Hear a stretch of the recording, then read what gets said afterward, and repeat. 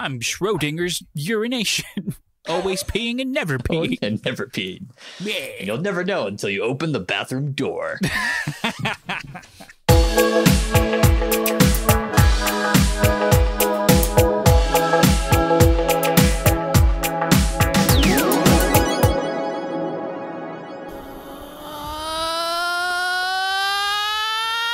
Wake up, everybody. Today is Thursday, January 7th, and we are Never Free to Play, a podcast where we talk about all the video games we wish we were playing.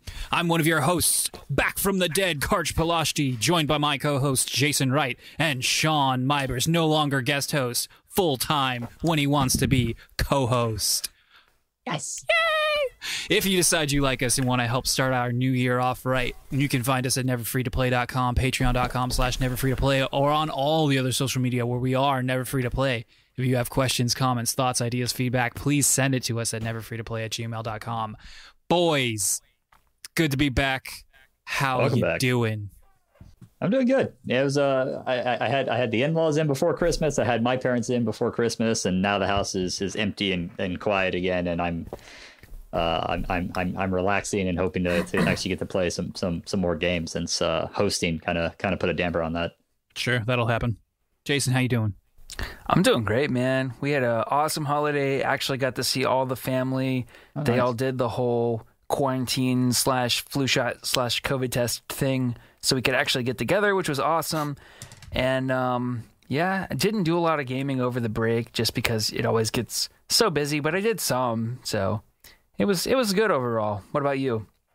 Yeah, it was busy. We had a few people over, nothing too large or dangerous, and I took a decent enough of that time off. Like, I worked a little bit during the Christmas and New Year's weeks, but not like neither week I worked full workloads. But I also just didn't have time / inclination to do too much gaming, even though Juliet was gone for large chunks of that time. It's a little bit of a weird flip as an adult, because as a kid, like, I couldn't wait for Christmas break because I'm like, oh yeah, I want a game. Then I'll probably get a video game for Christmas, and then I want to play that until school starts. Right. Oh yeah. Not that so used to much. be like, you open your presents in the morning, Christmas Day, and then Which one's it going to be?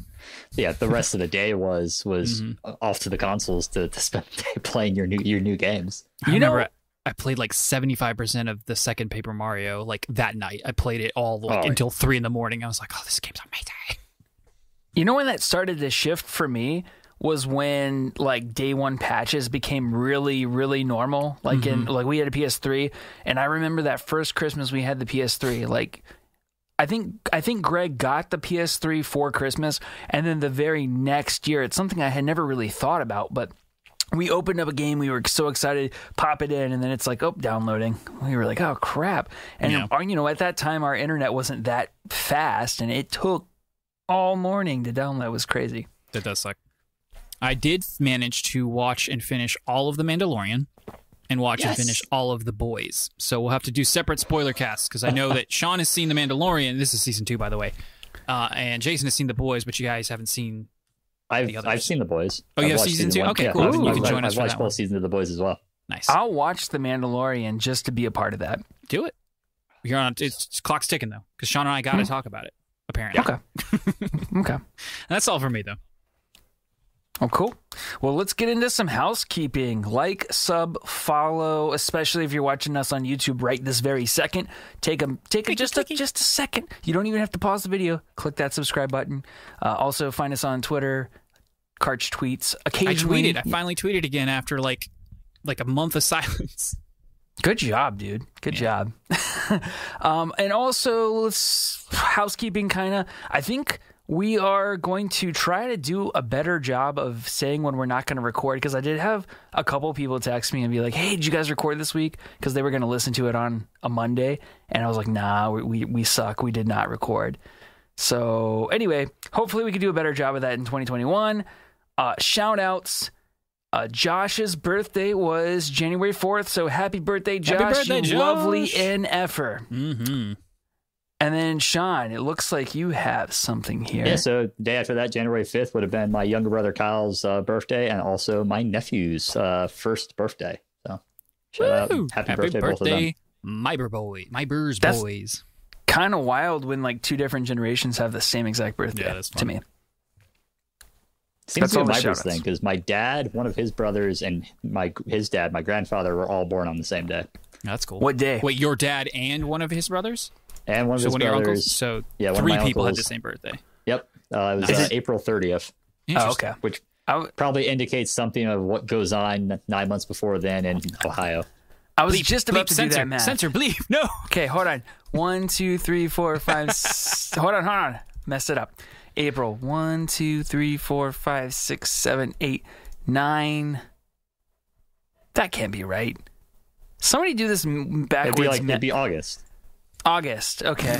I'm thinking of Ohio. Mathcast. August. Mathcast. It's the kids went back to school. There you go. Celebration. Except don't they go back up in Labor Day in Ohio? I don't. Yeah, but that's early September. That would add up. How long is the human gestation period? 40 weeks. There you go. Ding, ding, ding. But it's, plus or minus. It's not always exactly 40 weeks.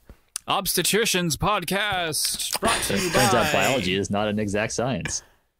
Something about that sounds wrong, but I don't know.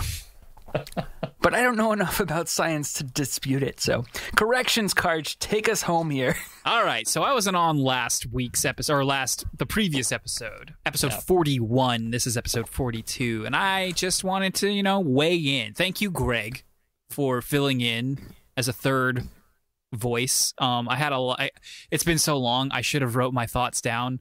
I do want to say one thing. I think it was really interesting that nobody brought up regarding all the cyberpunk hullabaloo, because you guys talked about that a lot. Nobody brought up the fact that they went public in 2018, CD Projekt, the parent company. Yeah. Which would have been right in the thick of when this game would have started hitting its main development cycle, which I guarantee had a huge amount to do with what happened. So Yeah. never go public. That's a really good point. I totally forgot about that. Of course, but then you turn around and you're like, well, what happened to Bethesda? Because until they got bought by Microsoft very, very recently, they had never gone public either. But they had also become like a large publisher. They were probably on their way to going public. What about, aren't they owned by ZeniMax is simply the parent company. Like, yes, they are quote unquote owned, but it wasn't like ZeniMax bought them at some point. Like Bethesda, ZeniMax, all that stuff existed. Like, it came about together simultaneously. But they is never it went public. publicly traded? No. I looked it up just to double check before I made this comment. And then also, I just want to weigh in on the Game Awards. I love the Game Awards, and anybody who doesn't like the Game Awards is stupid. Let's see. There was one more thing. What was it? Oh, right. The slander and the disparaging of what Karch does and doesn't allow people to say. I thought that was incredibly hurtful. I never stopped people from saying anything. Like, I'll let you say bad word, or I'll let you say swear word. I have no problem when people say other curse word. And, yeah, I love swearing. Swearing's the best. But wait a minute, did I even say that on the actual episode? Oh, I don't know. That's true. Great. All right. Full disclosure: I listened to the raw cut before Jason edited it, so I got 4 drinks in. I am 4 drinks in. It was really bad to its fullest extent. And thank you, Sean, for keeping them on track. Because those right boys, the right art alonas know how to just go off on a tangent that has nothing to do with the topic at hand. Did I see, and I can't remember if I left my Clockwork Orange tangent in there. I don't think I did. I don't remember. I think that got because you pulled probably out. weren't 4 drinks in when you edited. So I wasn't, thankfully, because I had to edit out a lot. Yeah, I'm sure I there did were. not envy you the edit job on that one. I'm sure there were a few more things that I had a beef with, whether legitimately or comically, but I can't remember what they were. But it was a good episode overall, even raw and unedited. Perhaps better. And, when we're famous, we'll release those to the public. But for now, we're going to hold them hostage until you start. Yeah. Can we call it the Schmeiber's cut? The Schmeimers. Yes, we will. We can. I did love the parts where Greg we can and consider making that for our Patreon subscribers. We can upload the raw footage for them. I love it. Oh, that's a really good idea. I did enjoy the parts where Sean and Greg made fun of Jason while he was gone getting his drink. That's. I don't think I actually listened to it all. I need to go back. They're there. It They're on the basically Google boiled Drive. down to you and your cyberpunk playtime. That was a big one. All right. Thank you for reminding me. I had to come to his defense because I would have made the same exact kind of knee-jerk judgment on the same amount of playtime, maybe even less. In fact, I had already judged that game before I played it for that matter. So. And then you and I played for 30 minutes and made a really hardcore snap decision about it, and it was what it was. Speaking of Cyberpunk, let's get into the news.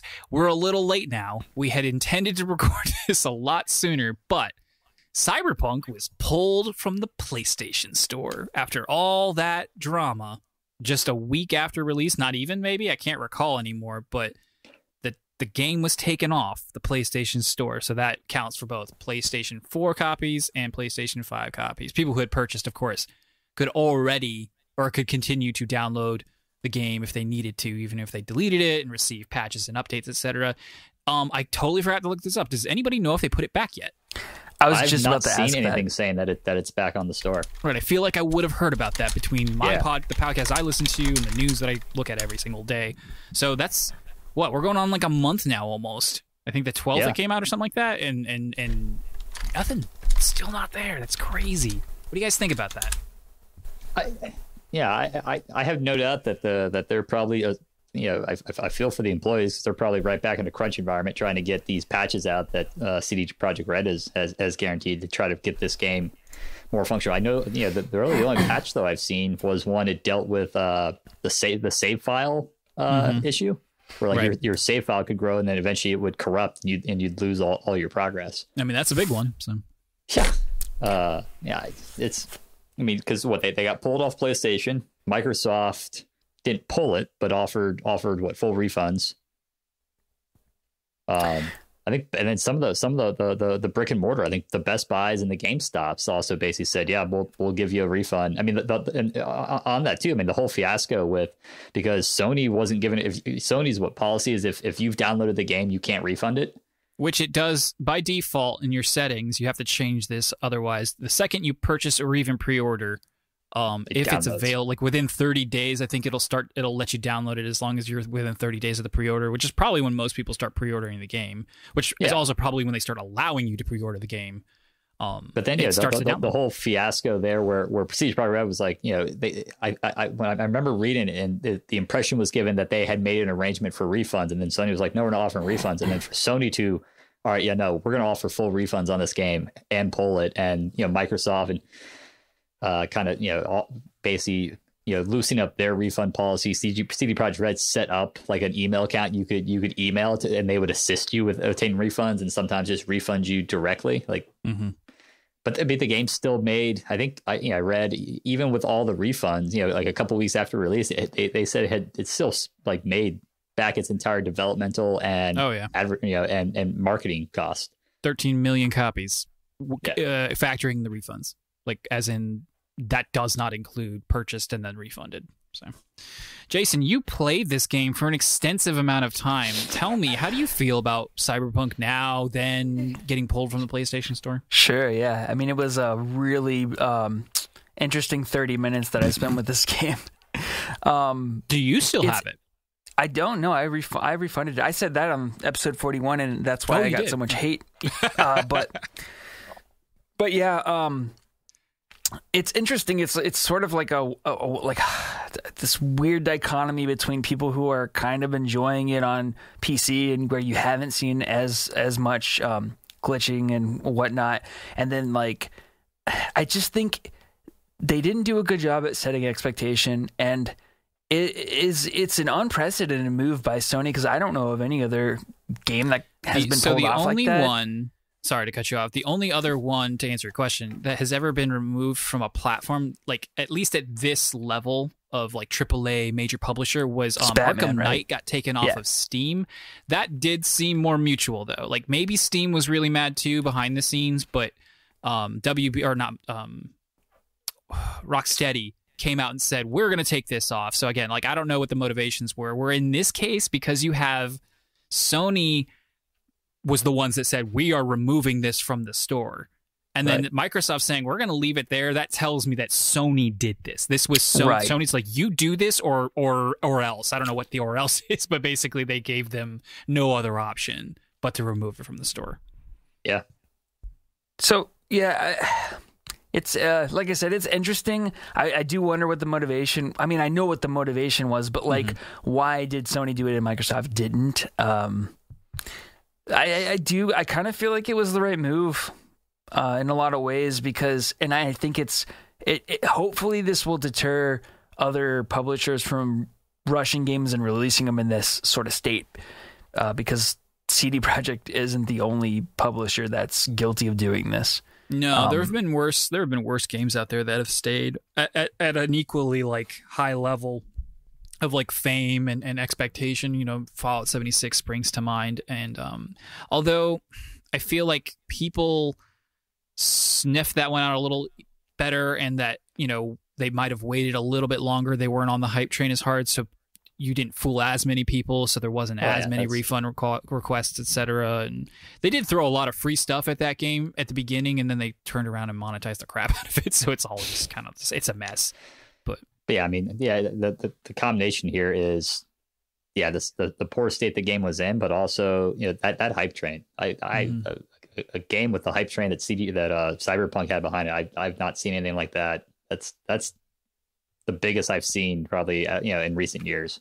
And they did nothing to set expectation for what people were going to get on the original PlayStation 4 and the Xbox One. I remain of the opinion that they actively hid what people were going to to get on the original consoles. There's not even an opinion. Like, it's just it's obvious that was the case. And like, so Jason, you mentioned a bit ago, like some people it's like split between people who are enjoying themselves, like whether they're not experiencing bugs or they can like just play through them and then see the game for what it is, are still enjoying it. And I'm like, I have no doubt that, you know, I don't love The Witcher, but I love the first Witcher, and like I do see why people like The Witcher 3. So if you can translate like that design and storytelling to a different setting that appeals to people and the cyberpunk stuff, then of course it's going to be a good game in that respect. But like, a game can be good and also make these bad. Like, I think it's okay for us to say, yeah, there's some really great parts, and I love that ending, and it's a 0 out of 10 because of like how bad the state it was. Like, I think it can be both, at least in my opinion. For sure.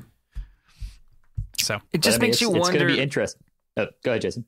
Sorry, I was just going to say, it makes you wonder why they didn't do something more akin to what EA did with. Was EA the publisher? Not Shadow of Mordor. Was that the first game? Shadow of Mordor? Shadows of Mordor is the first of those two games. Shadow of War. I mean, that one, when it came out, it was around the next gen, and you had the Xbox 360 copy and you had the Xbox One copy, and the same with PS3, PS4. And then they came out and said, like, hey, look, the Nemesis system can't run on the original. You're going to get the game, but it's not going to have this cool AI feature. Like, why couldn't they have, if they were going to do all these delays, and they knew the shape that it was in, why couldn't they have taken parts out of it to, like, get it in a better state on the last gen? It just doesn't make sense. No, none of it does. We're gonna have to wait for the Jason Schreier deep dive that I can only hope that he's working on to tell us all the things that went wrong in CD Projekt Red. I personally don't care. Like, just let them stew. Let them stew. I don't want to. Like, everyone's like, oh, they're gonna No Man's Sky. I was like, I don't hope they don't. I hope it just kind of like fizzles out and they just have to live with this mistake, you know? Yeah. Because I don't want them to get a Cinderella story. Like, No Man's Sky deserves the Cinderella story because they're small and inexperienced and they didn't know any better. And Sony kind of pushed them into that position. Once again, the same thing. And, you know, like, we can talk about this forever, but we'll wrap it up here in a second. But I mentioned just a bit ago about, like, CD Projekt went public in 2018, which would have been like which would have been a huge like push to get this game out, you know, when it's out or when it came out, which was, you know, a few weeks ago. And so, like, it's always some larger company pushing the small, not small in their case, but it's pushing the dev team to do something they're not ready to do. In this case, release on older gens, because for all intents and purposes, this game seems pretty okay, at least pretty stable on your new gens and your PCs. So, oh wow. Unmitigated disaster. They're not out of it yet either, with the investor lawsuit coming up. Yeah, I put that note here, but I couldn't remember what it was about, so I didn't bring it up. Do you remember more about it? Yeah, so basically there's a class action lawsuit going up against CD Projekt since they're technically the publicly traded company, saying because people had bought CDG product stock on the expectation and the marketing material and the information the company was giving on this game, and now they're saying you provided false information, particularly because of the hiding what was what it was going to how the performance on the base last gen consoles, and so essentially they're getting sued for inappropriate or misleading the investors, I think is the technical term. Misleading of investors. So don't know how it's going to play out. Certainly not my realm, but no, not at all. But it'll be very bad for them too. These things take a while, or if they don't fizzle out immediately, or they'll settle or something, and we'll never know. It was cool that IGN, I think maybe some other places too, but I know that IGN did. They did a separate review for the PS4 version, so you could at least get like an honest kind of more in-depth take on it after the fact, because they didn't have it. Like, nobody had the PS4 version until after the fact, so they couldn't have done that even if they had originally wanted to. And obviously after the drama started, it became very beneficial for them to do so, even if they didn't want to. I didn't read that. That's good to hear. I didn't either. I just knew they did it, and so I'm sure they scored it low, whatever it might have been. All right, moving on to some happier stuff. It's a new year, 2021, but before we move on to 2021, let's look back last year on our Nintendo stuff. Nintendo sends out an email every year, and they give us a little in review of your Switch Play stuff. And so we get to look at some stats. Let's look at some stats. What did I have? I had 561 hours played. Now, these are a little skewed because we being Sean, Jason, and I, play games, share games across our Switch accounts. And so when you play on one person's account because you have to play their game, it actually goes to their stats on their account. So mine's probably through the roof because I think I buy the most games that are shared amongst us. And the one that we played the most of cumulatively was definitely Hades. Yeah. And we all played probably close to 100 hours of that combined. And you can see in October, my hours went from like the other next highest I had was 65. My hours in October were 106. And there's just no way that I played 106 hours of Switch by myself in October. So thanks, guys, for inflating my stats on that. You're welcome. Yeah. Anytime. Let's see. What else did I have? I had, if you look back in the year, you can see these cool little, like, basically every other month I go up and down. And if I track it back, I can, like, remember, like, oh, yeah, what came out on PlayStation, or what else was I playing? And it was like, I was playing Final Fantasy Tactics on my Vita then, or I was playing Final Fantasy VII Remake. And it was I don't know. I love it. I love looking at that stuff. I had, like, an average of, let's see, I had an average of, like, 11 hours a week, which comes out to about an hour and a half a day. Again, bumped up a little from October. I think I actually excluded those. I think I took the lowest out of February and the highest out of October and averaged that out. Got rid of my outliers. So it probably is pretty accurate. But yeah, what about you guys? So I had 196 hours play for the year, which was a drop for me from 2019. But again, like you said, I probably had a solid 30 plus hours. That of Hades time that I could justifiably tack on top of that. So my two big months were January and July, which probably makes sense because January I would have been underway, and I always play a lot underway because Stardew Valley is my comfort food when I'm underway. And then July would have been when I was moving, and the only console I had was my Switch. Nice. I was playing that probably every night in the hotel room. And then my big dips are May and October. October is pretty simple because I'm pretty sure that's when I was playing Hades. So I got no hours because I was stacking your hours, Karch. And then May, my assumption there, because I was home from patrol, because this was when I was hurt. So I was home quite a bit. And so my assumption is I probably went on a Skyrim binge. And I played a lot of Skyrim, and therefore my Switch didn't get any love. Did you already have Skyrim on Switch then? I don't have Skyrim. Oh wait, you're saying the opposite. Yeah, he was playing. I wasn't paying attention. That I got no hours because I was playing Skyrim on my Xbox instead. Right. But my two top played games, which obviously Hades doesn't get included in there, are Stardew Valley and Sakuna of Rice and Ruin. And that makes sense. Oh yeah, I forgot to mention my three were Hades, thanks to you guys. But also I probably would have done that on my own. Animal Crossing, which probably, I don't know if that would include my wife or not. My wife and daughter, actually. But if you combine the three of us, we definitely played a lot of Animal Crossing. And then, funnily enough, Fire Emblem Three Houses, because I did play and beat that completely through. And I probably dumped if I had to guess, anywhere between 35 and 45 hours into that, because it's a long game, very long game. Jason, tell us how you did. You've stumbled on to Jason's gaming gripe of the week. Let's hear it. Double Jeopardy. First of all, did you? We'll probably get struck for that. First of all, this email was so easily missable. I mean, I deleted it, and I typically will at least read the subject line for Nintendo emails, but I didn't see this email come through at all. So then I Googled like Nintendo year in review, and it didn't give me the same readout that it's giving you guys. Like I didn't have the calendar that showed like, you know, how many hours I played each month or whatever.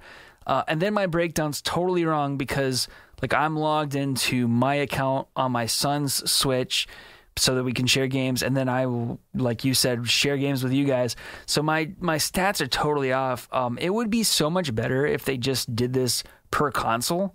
Mm-hmm. And maybe you could break it down per console overall and then per profile on the console if you wanted to. And then that way it's always accessible. It's always there. I don't know.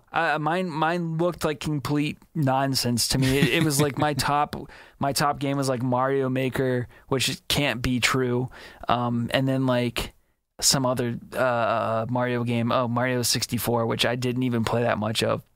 So I'm going to make mine up.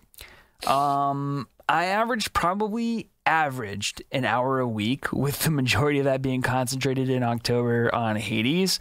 And then, I mean, I really didn't play my Switch much this year at all. The games I played the most were Hades, Skyrim, and probably Mario 64, which, like I said, I didn't even play that much of. So, Not a big Switch year for me. No, I mean, it wasn't, like if I look back on that, and actually it was, like I was poking around friend profiles, seeing what they'd played, and I think I jumped onto yours, and like funnily enough, some of your highest rated games now are things that I've played off of your profile for like 10 to 20 hours. I noticed that. It's really annoying. They should handle game sharing like Steam does. Like have that person log in, and then any profile on the Switch itself can access that game. Agreed. But they don't. I wish it was. Oh, well. Still, stats are fun. And, they're fun when they're accurate, or they work, or they're even close. I look forward to 100 hours of Breath of the Wild 2 being my number one played game this year. Is that coming out this year? That's the rumor. We'll get into that in a bit, but there's no reason to believe it couldn't come out this year. You know, it's a very strong likelihood. But like I said, we'll get into that in a bit. Okay. Moving on. This is going to be a little Karch Corner time before we get to some other news. There was a Magic the Gathering stream. The new expansion for the first quarter of the year is coming out at the end of this month, and it is called Kaldheim, which is basically their attempt at the Norse mythology. And that's it. You know, it's Vikings and Norse stuff. They don't use the exact phrases or the exact names and phrases of places and people. It's not Thor and Odin and Loki. It's something in Aldun and Larky or something. Some of it sounds like the World Eater. Exactly. Yes, they've got things like that too. They've got what's the wolf called? Sif? No, not Sif. No, Sif is the Fenrir, right? Yes. Fenrir. So instead of Fenrir, it's Sulfur or something like that. Anyway, but it's just a giant wolf, and he's very imposing, and his flavor text is that he eats he lives in the cosmos and eats things and stuff like that.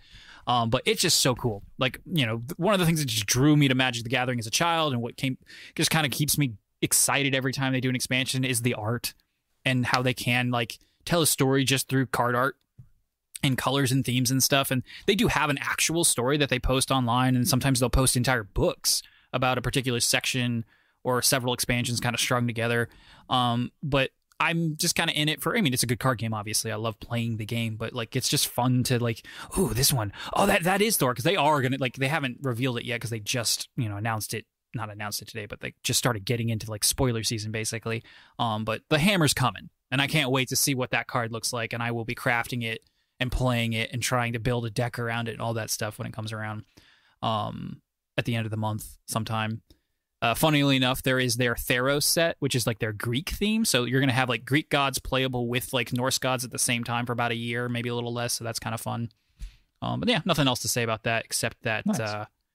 Their streams are incredibly cheesy, like so cheesy. Like I don't usually like. I know Jason hates the cringe stuff. I can handle it a lot better. I almost had to turn it off. So like I'll just look at the cards when they come out afterward. You did mention I would probably hate it. Yeah. You mentioned you might start actually buying like physical cards. That was mostly a joke, but like part of the presentation is like these are the different kinds of booster sets that you can expect, and this is like the number of cards and the kinds of cards that'll be in it. And some of the art on these is just so good. I'm like, and a lot of people do this. They play exclusively online, with Arena, like completely digitally. But then what they'll do at the end is like they'll buy the cards that comprise like their favorite deck, and like just like to have as like a keepsake almost every time like the next standard rotation comes through. And I was like, maybe I'll buy a few boosters here and there when I'm at Walmart because the cards are everywhere. I can go into pretty much any department store that sells like toys, and you'll find a Magic the Gathering. And you'll find the latest card packs there. And you never know. Like, I might open a pack for $5 and find a $50 card in there and sell it, there. I just made my money back from, my online purchase because I do put in $50 every expansion to get the packs to get myself going. I'm almost to the point where I basically can complete the set every round. Almost. Like, it's a long con, but I'm almost there. This sounds really unhealthy. It's not. It's only $200 a year. Okay. It used to be $70 every expansion, but I got that $20 down to the point where they pay me to play, basically. And then as I keep going, they pay you to play. I mean, you can accrue the currency yourself, and that currency can buy the other thing in the game. But then that also kicks back current, and as long as I don't spend the currency on the frivolous cosmetics in the game, which is what they're always trying to push. It's like, ooh, isn't this shiny? Isn't this cool? I'm like, but it's only digital. Screw you. And like, if I just hoard that long enough, I'll get more and more, like I'll net more and more every expansion to the point where I'll start to be able to just kind of like play for free completely. And so that's the long con. I'll get it. I'll get there. Sean, I don't know what you think about this, but this sounds like addict language to me. I think all of us have our video game related addiction, and I am not one to judge. Oh man, that didn't go the way you thought it was going to go. So wise. Why do you gotta? Yeah, I'm really just protecting myself because I'm going to be talking about my addiction later. He doesn't want Skyrim to get the ban hammer. Well, I see you are talking to a man who's been told he has no convictions. So it's true. He doesn't. Yeah. Anyway, and then the last thing is the beta for the mobile version of this starts at the end of the month for like Android only and like the higher end phones. What? Stupid iPhone. Yeah, stupid iPhone, exactly. And so you won't be able to play it until I'm sure it's going to be a mess because the app on PC and Mac is it's a nightmare most of the time. Every update breaks a bunch of stuff, but we'll see. I'm excited. I want it on my phone. I would be surprised. I mean, they're going to have the same issue, not to rehash this, but aren't they going to have the same issue as every other game that tries to monetize on iOS? Like, I mean, it's not an issue if they're willing to pay their cut. Yeah, but they probably, I mean, who wants to do that? Nobody wants to. They're probably going to make a browser-based version of it for They better Safari. not, because they can't even make a proper app, let alone something I'd have to run through a browser. Yeah. Well, you wouldn't have to worry about it because you're an Android, but yeah. Yeah, true. All right. Next up, we've got Silksong, Hollow Knight Silksong information. They had they were the cover page story for Edge magazine, which I had never heard of or had forgotten existed until this came out. I won't go into any major details because there's still no release date, so there's still not much to talk about. Aside from the fact that, everything seems to be shaping up according to their plans. It looks really cool. If you want to check it out, like there are summaries of the information in the magazine. Otherwise, you got to go behind the paywall and take a look at it. But I'm excited. I can't see this getting pushed back to 2022, so it's got to come out at some point this year. One of the developers did they commented on a forum somewhere or Twitter or something, and they're like, we don't do this, but we're also pretty close to being done. But we're not saying when this is coming out until we're ready to say it's coming out. So it's one of those situations. If 2020 taught us anything about game releases, that's probably the prudent option. Oh, exactly. Yeah. Plus, isn't Team Cherry not that big? No, they're like maybe 5-6 people, like total. Yeah. And when you include like arts and music and stuff like that, might be a little bit bigger. I don't know for sure. Something that is coming sooner though is Monster Hunter Rise for the Nintendo Switch. They also had a stream today with some more information. Not a lot of information. They had a new trailer, and Sean can attest to this. He watched it earlier, but it looks good. Like, graphically, it looks way better than I would have expected, or maybe my expectations were simply low, but it is obviously a massive improvement from 3DS. Still a downgrade from Monster Hunter World, but Sean, why don't you go ahead and weigh in a little bit? Yeah, I mean, let's face it. I remember when they put out the first trailer for Rise, and obviously I was watching it on a Nintendo Direct, but I for whatever reason, it didn't occur to me that I'm looking at something that's going to be on a Switch. And it honestly probably looks better than almost any other game I've seen on the Switch. Yeah, it's really good. I haven't played a Monster Hunter. I got World downloaded on my Xbox right now, and maybe I'll dip my toes into that and give it a try, or maybe I'll just now that the demo that came out for Rise today, maybe I'll just download that and give it a go. I will warn you. I'll dive right in. I did play the demo like 15 minutes before this started because it took forever for them to release it. It is not a user-friendly demo. This game is assuming you've played Monster Hunter before. There's no tutorial. There's no like tool tips except for the very brand new features to this game specifically. So just know that. That seems like a very Monster Hunter thing to do. It does. Exactly. But like, I enjoyed it. I enjoyed my time with it. I pulled out the trusty hammer and went to town, except my character was like literally dressed like a banana. They were yellow from head to tail. The hammer was like yellow, and it had like this weird fray banana, like bananas. It's all I can say. It looked like bananas. If you download the demo and go to the hammer person, they're dressed like a banana. Tweet it. What? Tweet it. Tweet. Oh, I will. But no, it played like Monster Hunter. I can't wait to play some more. Some of the new biggest thing that they revealed today, aside from just like, here's this character and this is what they do, which is just like, whatever, I'll figure that out later, is they introduced wyvern riding. Wyvern just being a fill-in word for monster riding. So when you jump in the air and you start flipping around and attacking them, if you do that the right way or enough times or something like that, you can use this ability to basically just ride them around the map and chase down other monsters, and even use them to attack those monsters, which is really cool. And then you can jump off and they'll start fighting each other. And if there's no other monsters around, you can just ride that sucker right into a wall. Boom. And you'll do damage to it, which I thought was hilarious. So I can't wait to jump on the back of a Tigrex, which is like a T-Rex with like wings, which is really cool. And then smash him into a wall. And then smash his face with my hammer. And then carve his tail off. And then make another hammer out of it. And then go smash another one in the face. And just keep it going. Oh, it's so much fun. I wish Monster Hunter was what I thought it was. It is what you think it is, but it's a little different. What it is, what you fail to realize, and what everybody fails to realize, even myself, is that it is the biggest time sink. It's so deceptively long. Like, to play this game is to just have no other game on your plate and no life to speak of otherwise. No, I understand. That's not what I know it's a grind fest, and I'm okay with that as long as the loop's fun. I wish it was a little more like open world and a little less like, go to town, pick your mission. Now you're in a forest. Go find the monster. He can't be far because this arena isn't very big at all. And then, I don't know. I just wish there was kind of more hunting element to it. Oh, see, I would hate that.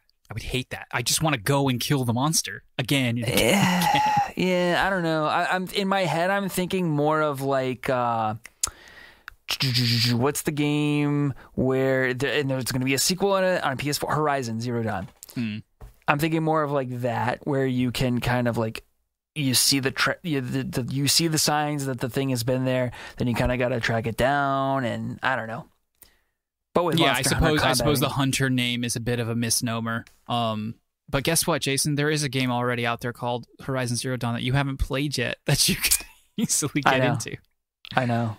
All right. But no, the demo's fun. Check it out if you want. Like I said, though, it's not user-friendly, so just tamper those expectations. They're not going to... The main game will give you... I guarantee the main game will have a nice, cushy tutorial for you. The demo simply does not. They're just... Yeah, so maybe I'll go play World first and play through the demo so I get my bearing on these games. That's not going to help you at all. Yes, it will. Yes, it will. Because he's not going to play it like you and Greg tried to play that one time, which admittedly was my fault. Although I did tell you guys played like up to a certain point. Anyway, I'm excited. March 26th it comes out. Can't wait. A portable Monster Hunter. A modern. I can't wait. I can't wait. It's going to be fun.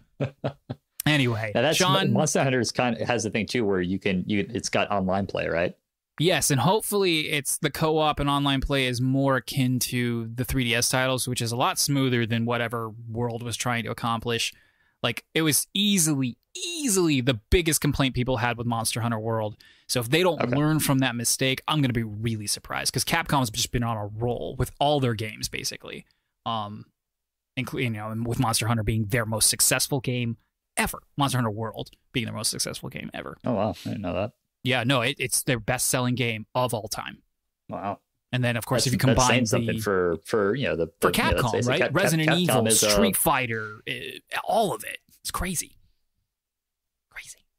The Game Boy Color Zeldas. Give us the news quick recaps or quick caps or whatever. What are we calling this? We'll call this my quick cap. Quick cap. So this is just a few news items that jumped out to me over the last couple of weeks. I think the one I enjoyed the most was speedrunners are playing Dragon Quest III.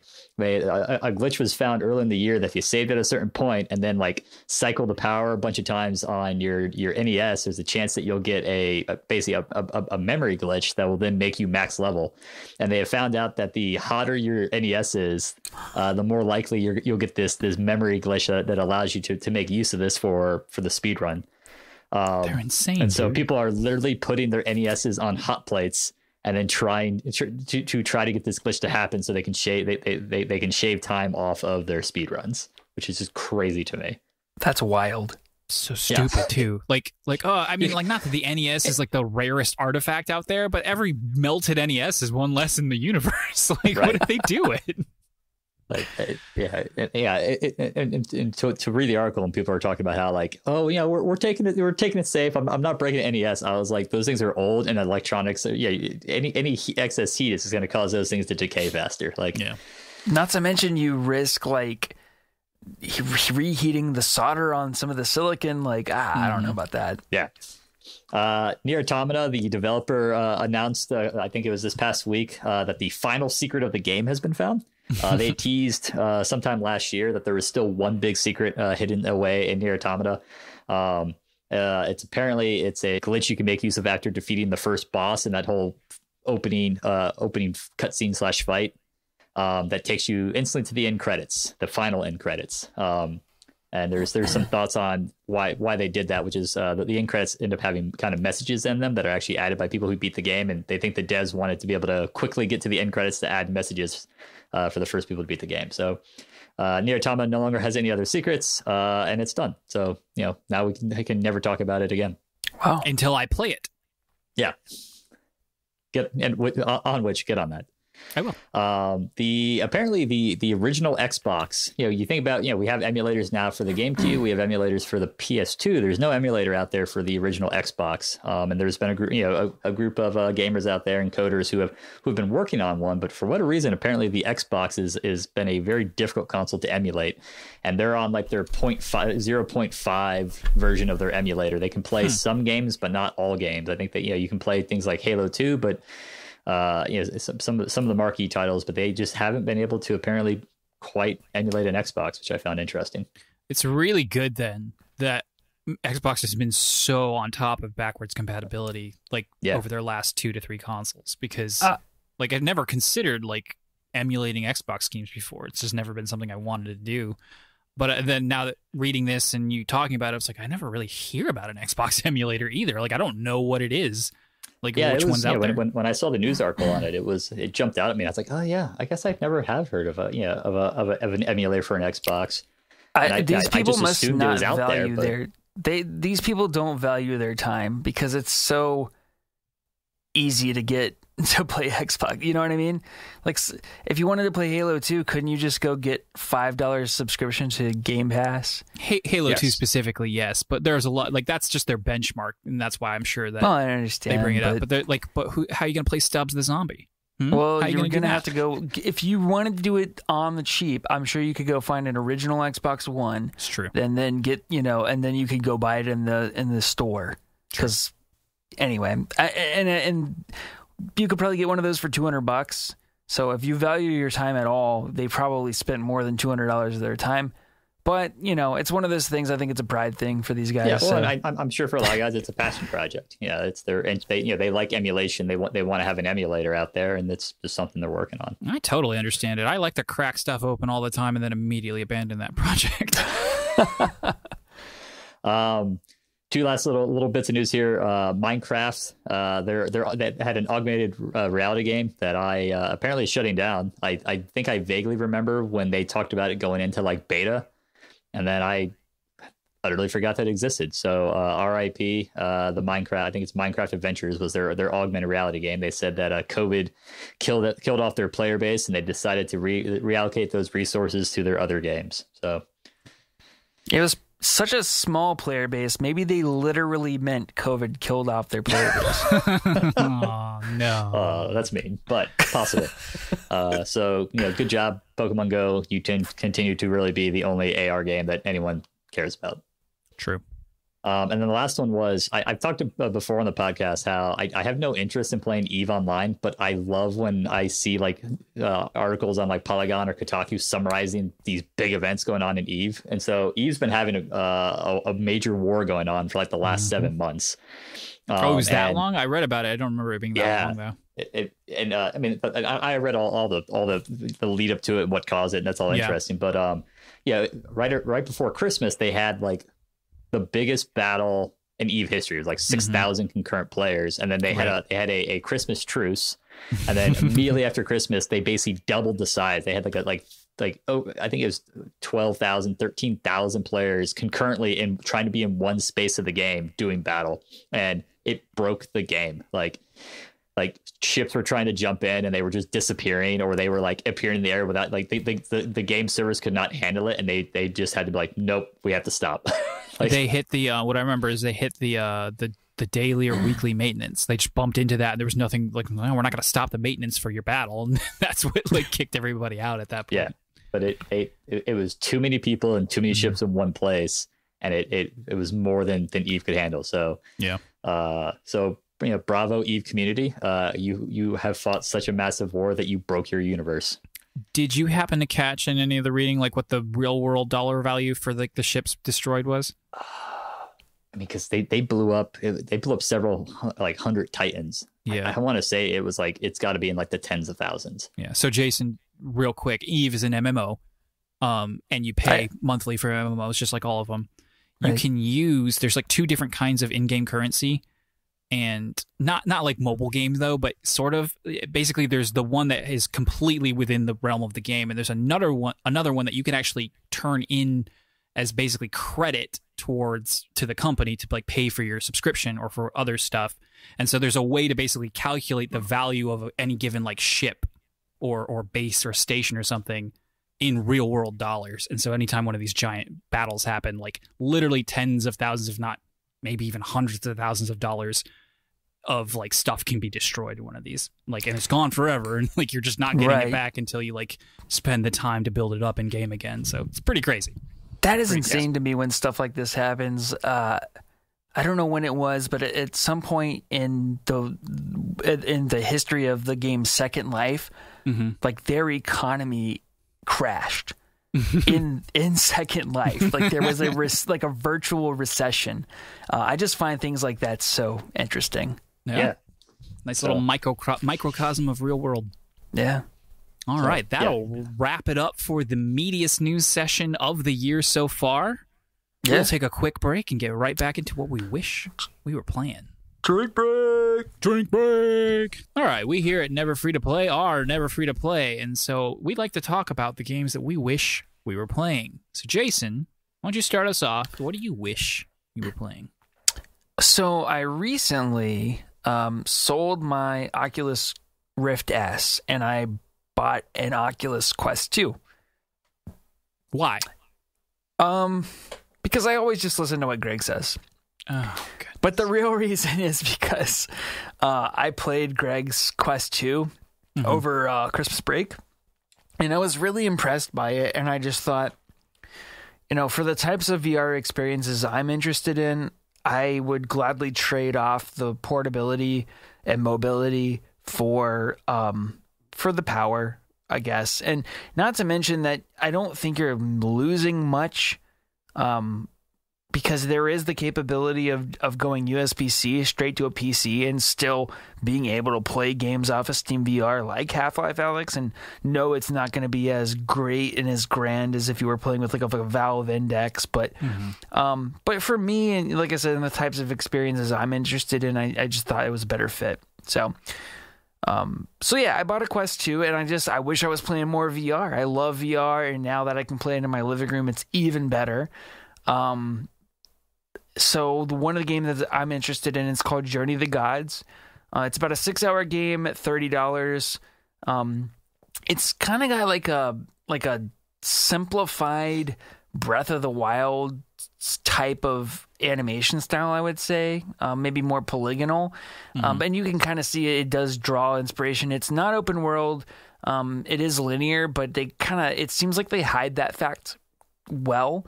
And it's an action adventure game with puzzle elements, and so it did kind of seem like it drew from that Zelda inspiration, but it's in VR, so it looked neat, and I didn't do a ton of research on it because I actually want to play it, but that's what I wish I was playing. And then also Moss is also available for the Quest 2, and I've heard that's delightful, and if I could play that sitting on my couch with that thing strapped to my head, that just sounds awesome and comfortable. So those are my two things I wish I was playing. Yeah, What I didn't is know Moss? that. You're like a little mouse, and it's kind of like a little fantasy story, like literally like a storybook kind of game. Huh. It seemed really intriguing and like wholesome, and and it's got this. It's a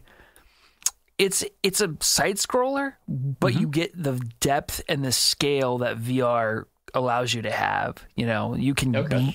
You can kind of like peek in and around at things and to solve the puzzles and whatnot.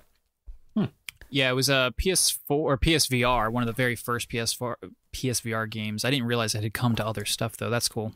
Yeah. I'd like to try that out or see it played, in person or something next time I'm over there, or maybe one day buy my own Quest 2. We'll see. All right. Anything else you wish you were playing? Nope. All right, Sean, what do you wish you were playing? I'm really wanting Stardew Valley 1.5. I'm gonna wait for it. Waiting for the Switch release. Just new Stardew Valley stuff is always great, but also Concerned Ape there stated that we're gonna get split screen multiplayer. So my wife and I will be able to raise a farm together in Stardew Valley, and that just sounds fantastic. Yeah, I'm gonna play that with Juliet. I can't wait. Yeah. I got Star Wars Squadrons for Christmas. So I am looking forward to that. It probably won't be that long before I deck out in my Wedge Antilles cosplay and play some play some Squadrons. Everything I read about that has been positive. And it's been too long since we've had a Star Wars game that focuses more on the space battle part of it as opposed to the Jedi side of things. So it's Red Leader or Gold Leader, Sean? Red Leader. X-Wings all the way, man. Actually, I really like Y-Wings, but X-Wings all the way. And then when I had first made comments for this doc, because we originally were gonna film an episode and before the end of the year, I had commented that because as we'll see later, I'd moved on from The Witcher 3. I needed to find a big game to kind of be my main time sink, and because if I didn't do that, I was going to end up playing Skyrim. And we'll see how that went for me when we get to what I've been playing. You have here written on the doc, maybe Horizon Zero Dawn. Yeah, I think what I'd like to do is probably go and beat my KOTOR save file, but that's probably a pretty big time sink. And then Horizon Zero Dawn, I think, will be the next game I'd like to actually knock off my to-do list. But I think you should play Final Fantasy VII first. No, okay, Stop for a second. Sean, do you have a PlayStation now? Yeah, I've had a PlayStation since last spring. He played God of War. He's beaten it. Oh, yeah. Yeah. And you have gosh. You suck. My wife wanted, when Kingdom Hearts 3 came out, she wanted to play it, but she wanted to play all the previous Kingdom Hearts. I remember this now. And the collection was only available on a PlayStation 4, so we bought a PlayStation. Okay. All right. And then I it totally came to forgot. Xbox anyway. What's that? I said the collection eventually came to Xbox anyway. Well, and the game. And I got to play God of War, so it's great. No, you. That's a good point though. Final Fantasy VII Remake. Ooh. I have that. And you, like you could just download you do it for free. Yeah. Okay. I think Horizon Zero Dawn's like $20. A friend back before I left Alaska gave me she had bought Horizon Zero Dawn on disc, and then later on it was like $4 on a sale, so she just bought it digitally. So she gave me the disc. So I have Horizon Zero Dawn as well. Okay, so they're both great games, but like if I had to say, it's more recent. You definitely have that touchstone. You know, that was our youth is wrapped up in that a little bit. But yeah, that's a good point. Maybe Horizon Zero Dawn might be a little bit shorter if you're looking for like maybe not something quite as not. It wouldn't be a huge difference between them, but it would probably be the shorter of the two.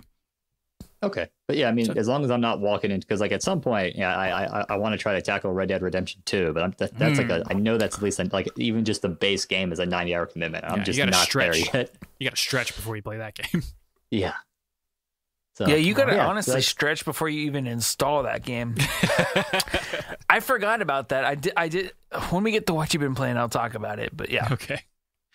All right. What about you, Karch? Too much. I bought Stardew Valley on PC, so this is the third time I've purchased this game, and I don't even care a little bit because A, it's so cheap, and B, I love them. I love that game. Yeah. I love Concerned Ape. I love Eric Barone, so he deserves every penny that I've dumped into this one game franchise. Anyway, yeah, the 1.5 update came out for PC only. It's coming to Switch, like later this month or early February or something like that.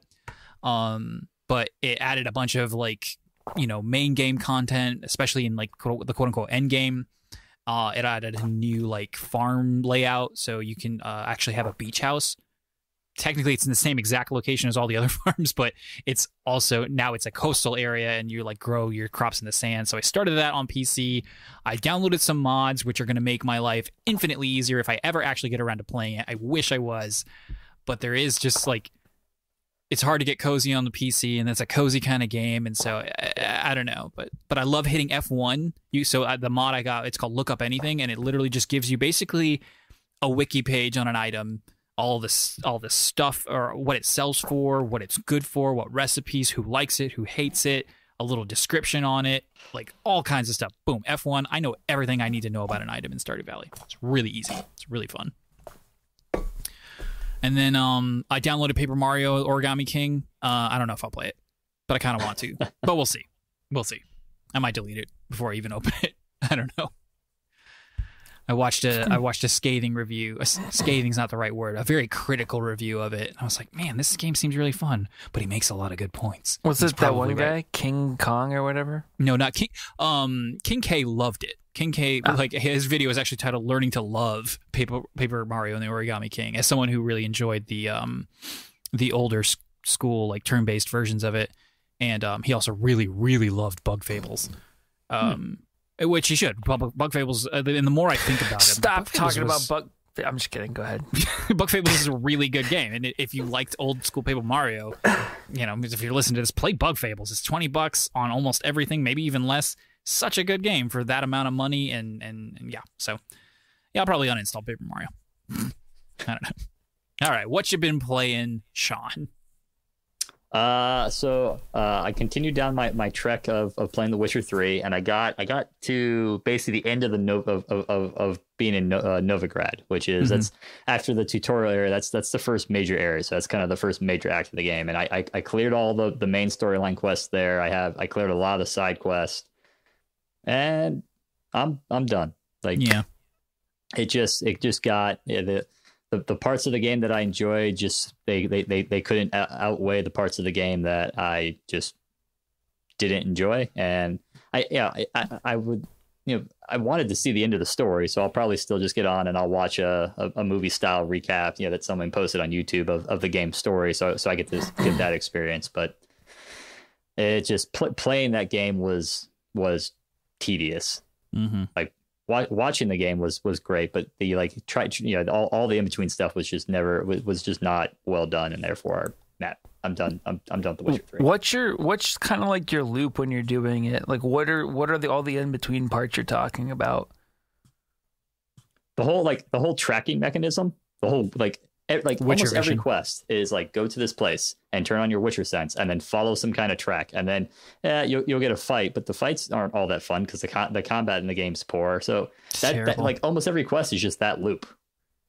Use Witcher sense, follow tracks, and this gorgeous game gets washed out in grays because I got to turn my Witcher sense on and I got to stare at things, so I don't really get to enjoy the scenery of the game. It's just I found that whole mechanism was used for almost every quest, and it's to me it just wasn't an enjoyable gameplay mechanic. I mean, that's fair. Yeah, I played some Witcher 3 too. My final hurrah, my final attempt. It's probably the furthest I've ever gotten. I still didn't even get past the Bloody Baron quest line, and it's not a good game. It's not a good game. It is a good game. Not in 2021. It's not. Right. Not after. So that's the thing. You can't. And I'm normally not one who succumbs to this, but probably because open worlds aren't necessarily my thing per se. Western RPGs are also not really your thing. No, that's not true. That's just not true. I don't like open world games. Western RPGs is too broad a category to like categorically deny it. And I wouldn't classify this game like as a quote unquote RPG. Like that's not what this is. I would not call this game a Western RPG. Like I play and again, to refute the point that I love the first Witcher game. I think it's a better game. It's an older game and it's ugly as sin. Man, that's an ugly game. But it's a better game than The Witcher 3 in so many respects. The combat's worse, but at the same time, like everyone like gushes about, it's like, oh, I had to look up the bestiary and find the right oil, but like The Witcher 1 did that better. It was more nuanced and it was more fun to figure that stuff out to me. And I, after playing something like Ghost of Tsushima, like Sean just said, like there's this beautiful world. I didn't miss the beautiful world in Ghost of Tsushima. It was the only thing I was looking at because of how masterful it was. It's so stupid, but like the wind as your little arrow marker, and of course combat being just so much more enjoyable. Like I don't know, like it just, the characters aren't, there was nothing like right out the gate. I loved White Orchard, and then the second I leave White Orchard every time, I'm like, this game is just like bleh. It's too bleh. White Orchard is great. It's a great tutorial. They keep you going on little like all the little breadcrumbs, even the side quests, like everything's fun. And then it's too much too soon for me. And I understand that's my problem. And Sean understands that's his problem. And Jason, I don't think you would have ever played this game or enjoyed it if you didn't play it the way you did in that exact moment with Greg. Any other time, right, Jason, you would have dropped this game like a bad habit. And I was going to say that the thing that kept me going on this game more than anything was the story. Mm-hmm. Yep. And I think that made us, the fact that we rushed through the game probably actually made it more enjoyable. Yeah, if I had rushed through the game and just focused purely on the story, I probably would have gotten to the end. The problem was, I was also trying to play, because very clearly some of the side quests are very important events. Mm-hmm. And from my understanding, some of the side quests play into your future, later parts of the game and the ending of the game. And, it does. That's cool. I wanted to play through the side quests, but I just got, it's such a weird dichotomy to me, because the world building and the story and even some of the characters, and it's stuff like the voice acting and the facial motion, the facial expressions, whether that was capture or all done by hand, I don't know, are so well done. But then it's utterly marred by bad gameplay. Like I would venture to say, looking back when The Witcher 3 came out, there were games like its gameplay was bad for that time. But if you could deal with the gameplay, or if the gameplay still struck you as enjoyable, the other parts of that game are very good. But I couldn't deal with the gameplay. The gameplay was bad enough that it overrode my desire to see how the game played out. That strikes me as strange coming from the biggest Skyrim fan I know, but okay. I think Skyrim's combat is better than The Witcher. It's not. It's not. I'd say they're both the same bad in different ways, coming from someone who doesn't like either of them very much. But no, I had it on story mode, baby. Like I'm underground and I'm fighting this golem, which I imagine on a regular difficulty is probably a fairly difficult combat. I think I killed it in 4 hits. I still hated that encounter. It was over in like 10 seconds, and I hated that encounter. Did either of you switch the control scheme at all? Because there are recommended settings, like community recommended settings, to change that makes combat a lot more enjoyable? I can't remember. I don't know. Maybe. Because I remember we had the same issue interaction with the controller was not the problem for me. Yeah, it was just the combat's boring. And also, what style of were you used, like mainly melee, or how did you like approach that? Because we did like casting, and I think that made it a little more interesting. I used every, because I played it at I think I played it at the normal, whatever the equivalent of the normal storytelling or difficulty was. I mean, I used everything. I took my time. I took time out to go like get my oils made up because I needed them in order to beat things. So I fought with the sword. But I also used bombs. I used the spells. Okay. Well, I mean, you didn't like it. That's fair. Everyone's entitled to their own opinion. Having heard everything you said, and I think I've played 10 to 12 hours of Horizon Zero Dawn. I don't know that you like that any better. I'd say the combat's better, but in terms of like the gameplay loop that you're describing as not liking that, it's very similar. And it does have the Predator mode where you do have to like find the trail. It does gray out everything else. We'll see. Yeah, and to be fair, as someone who loved that game, my least favorite part of it for sure, Detective Vision sucks. I love it in Arkham games, but it's the funnily enough named after that game, Detective Vision in the Arkham game, but only like it's not fun. It's only fun in the first one. I hated it in the second one where you have your Arkham City where you're actually in the city and it's this kind of like sandbox open world, not an open world, but you got a much larger map and you're on top of roofs. Like all of a sudden, like this idea of like basically seeing things up close and through them, like it's like stupid and it's contradictory to such a like.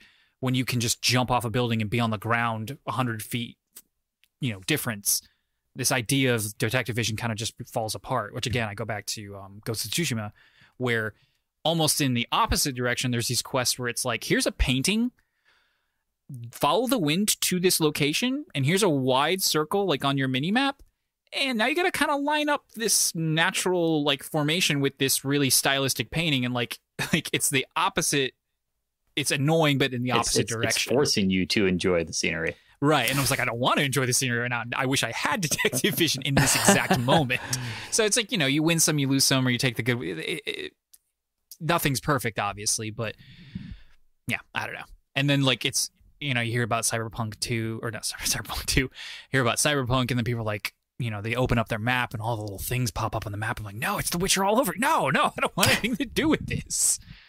But Jason, this is the last time we bashed on it, I knew that whole sheer number of things to do was going to pop up, and that didn't bother me. But yeah, I was ignoring them for the most part. The question marks, like, and that was like, and I hate this. Like, I would go to a question mark and like, oh, those guys are like level 17, and I'm level 6. I guess I won't do this question mark right now, even though this entire area is supposed to like only take me to about level 10. So I was always kind of like, what?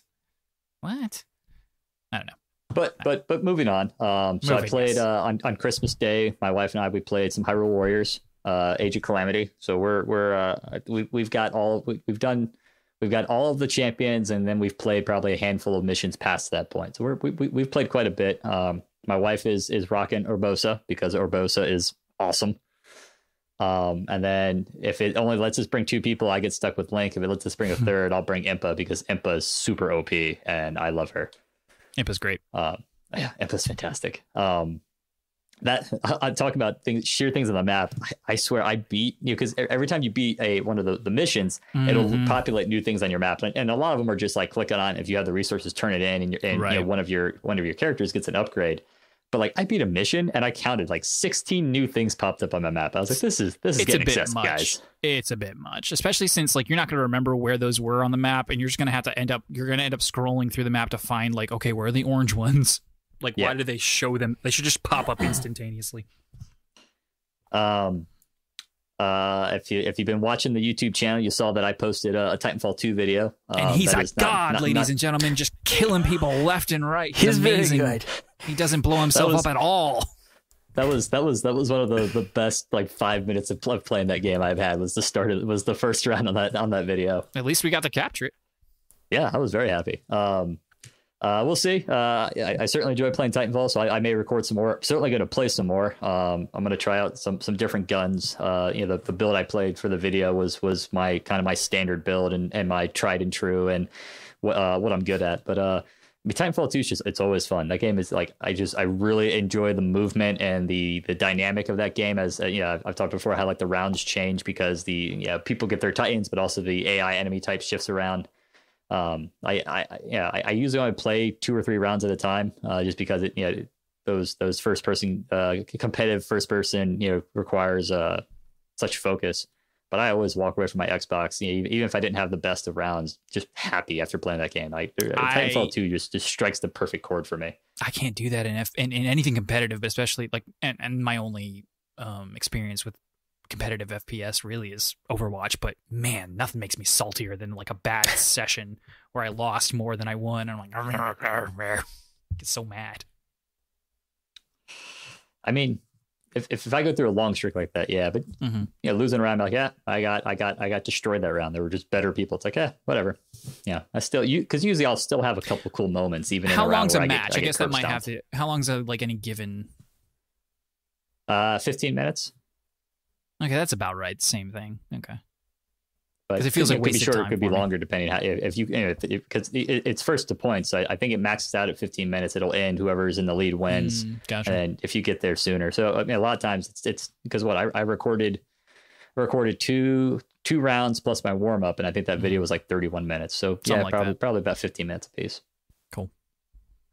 And then as hinted at before, I succumbed and I played Skyrim pretty heavily for about a week. It's okay. We forgive you and we love you still. My name is Sean. Going back to the combat, that may very well, like my Skyrim is so modded at this point. I don't know what unmodded Skyrim is anymore. So that's for a all fair I know, point. Sean's so high right now he can't even see the ground. Yeah. you silly plebes in your vanilla Skyrim.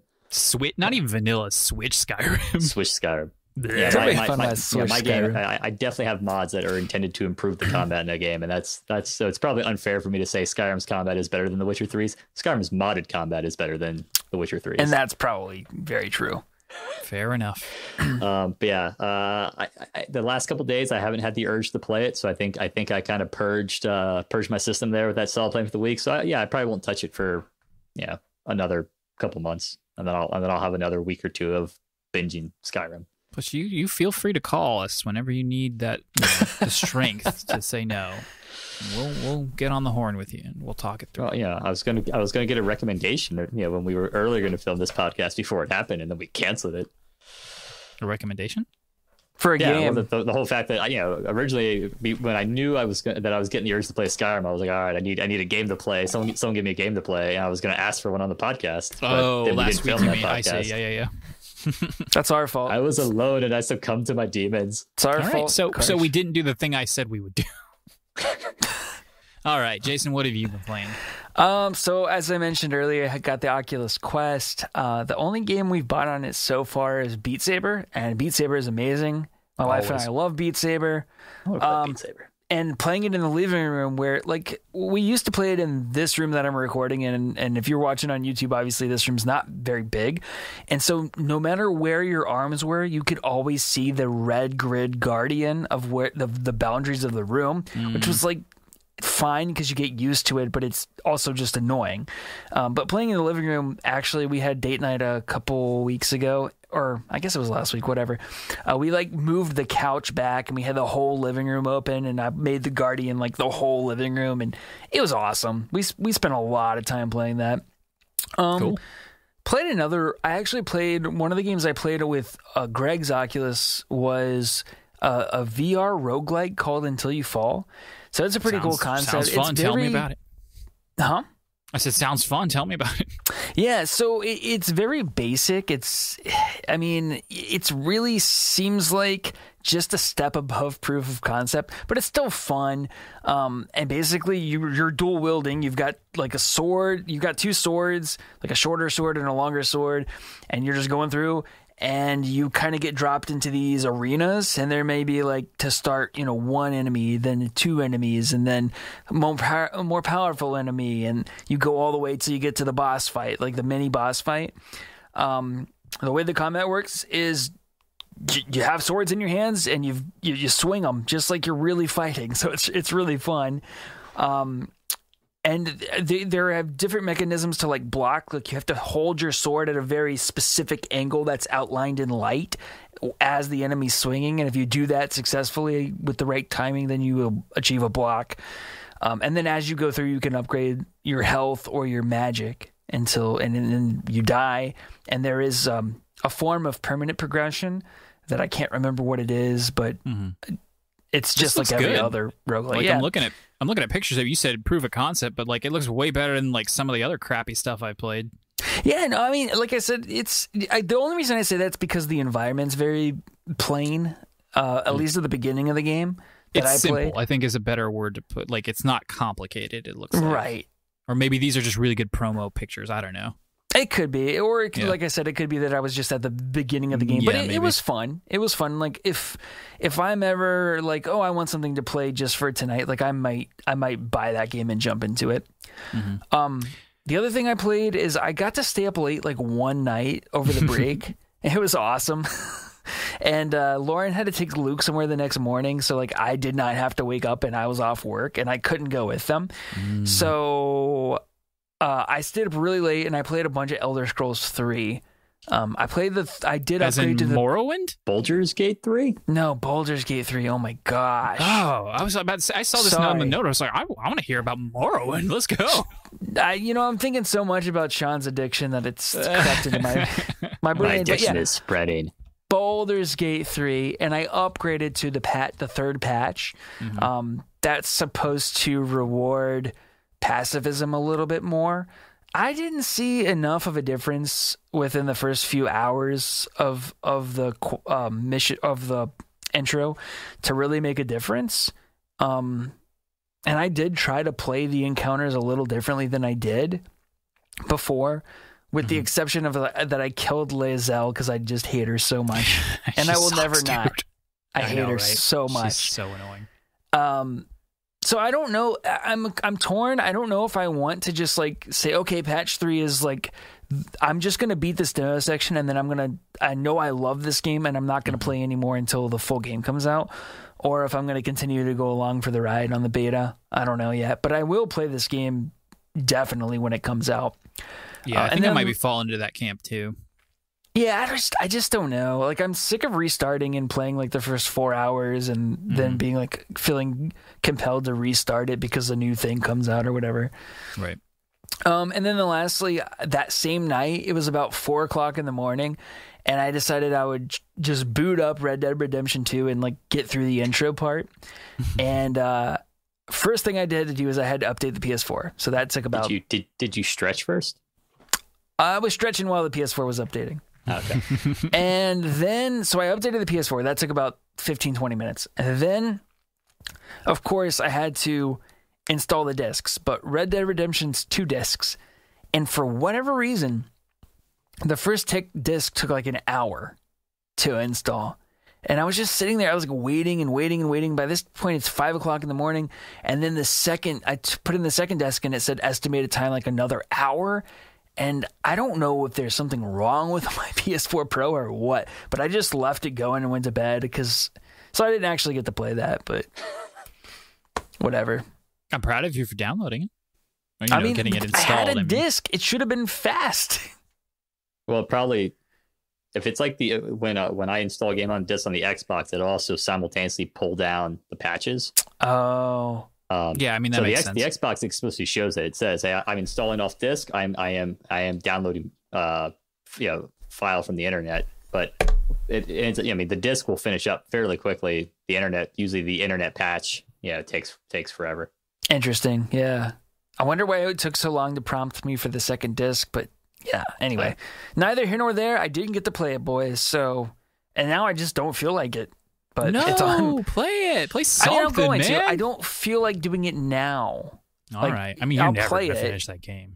Ever. No, I'm not. I'm definitely not going to finish it. I just wanted to start it. All right, Karch, you're up. What you been playing? Man, I haven't been on this podcast in almost a month. So in one respect, like I haven't been playing much, but a month is still a lot of time to play stuff. And so, like I have played quite a bit in that month. For instance, I downloaded KOTOR, and I spoke about this the last time I was on the podcast. I just started playing KOTOR on my phone, but I played a lot of it while I was out of town, at the hotel and the B&B and stuff. When we had downtime in the evening, whatever, because it was just easy to whip out my phone and just play that, even easier than just having my Switch, which I did bring with me too. And I forgot how long that game is. I was like, I know this game front and back, and I do. Like, it's not like, I wasn't like getting lost or confused or losing battles or something, just a couple here and there when I was like, get a bad roll or whatever. But man, that game is a lot longer than I remember. I was like 17 hours in when I got to Kashyyyk, which was the second planet I chose after once you get to the part where you can choose planets. I was like, man, this is taking too long. I'll stop playing this and then maybe play KOTOR 2, which is out on phones now, I believe. But then I'm kind of torn because I want to play it on PC and play with the mods, and get some of that, like those balance patches in, but at the same time, I don't want to mess with that because it was so easy to play on my phone. But we'll see. Anyway, KOTOR is fun. That game is old, though. Like, it is laughable, the dialogue. Like, you got so many dialogue options, but they all suck. Every last one of them suck. It's like everyone's like, let me just take my shirt off for you because I love you so much. Here, have my shirt, everybody. Or it's literally like there's like what do you call it? Stage direction to like sneer and laugh maniacally while killing for money. Like that's what they all might as well be. And like at what point has the Sith ever been presented as like some murder hobo chaotic evil D&D character? Never. Like, that's not what the Sith are. But they even the NPCs in that game are just so like the evil ones. I mean, except for Malik. Malik is like classic, Malik being the main bad guy. And I don't like the companions in this one either. Like, I'm starting to realize like I just don't like any of them. Like, this is just an old game, and it's like it's not bad, but it's just not great. 2's much better. It's just there much, you go again, better. Judging like a 21-year-old game by 2021 standards, but it's yeah, it doesn't hold up. That's what you're saying. Doesn't hold up. It does and it doesn't. In many ways, it holds up way better than many other games do. But I have played it a lot, and there are better versions of it. So it's worth a playthrough if you never have. And there's still just not a lot of games like it. It straddles this weird line between like that classic Baldur's Gate style, but also with, what it would eventually become the Mass Effect kind of, action-oriented RPG play. It's definitely that, like you can see, from Baldur's Gate and the Icewind Dales, through the KOTOR, you can see that game engine morphing and being turned into what ultimately will be Mass Effect 1, which is much more RPG focused, and then and then they refined it. They kind of refined it, and it's a little more focused on the action once you get to Mass Effect 2. Yeah. Let's see. I played Witcher 3, but we were talking. Canderous is still awesome though. I don't like Canderous because it's the same thing. It's like, I'm a Mandalorian and I love combat. I'm like, shut up. You're so stupid. Shut up. Can't believe he's Mandalore in the second game. It's so dumb. Spoilers. So dumb. Oh, sorry. I thought you played it. I have. Oh, okay. Well, nobody else cares then. Jason ain't ever gonna play that. Nah, I don't care at all. Pretty sure that's the origin of the head of the Mandalorians being called Mandalore. I think KOTOR 2 made that. Interesting. All right, that's kind of cool. I can't love think that. of it coming up anywhere else in Star Wars before then. I do enjoy that section, and I think it's cool that they bring him back. But at the same time, it's just like, wow.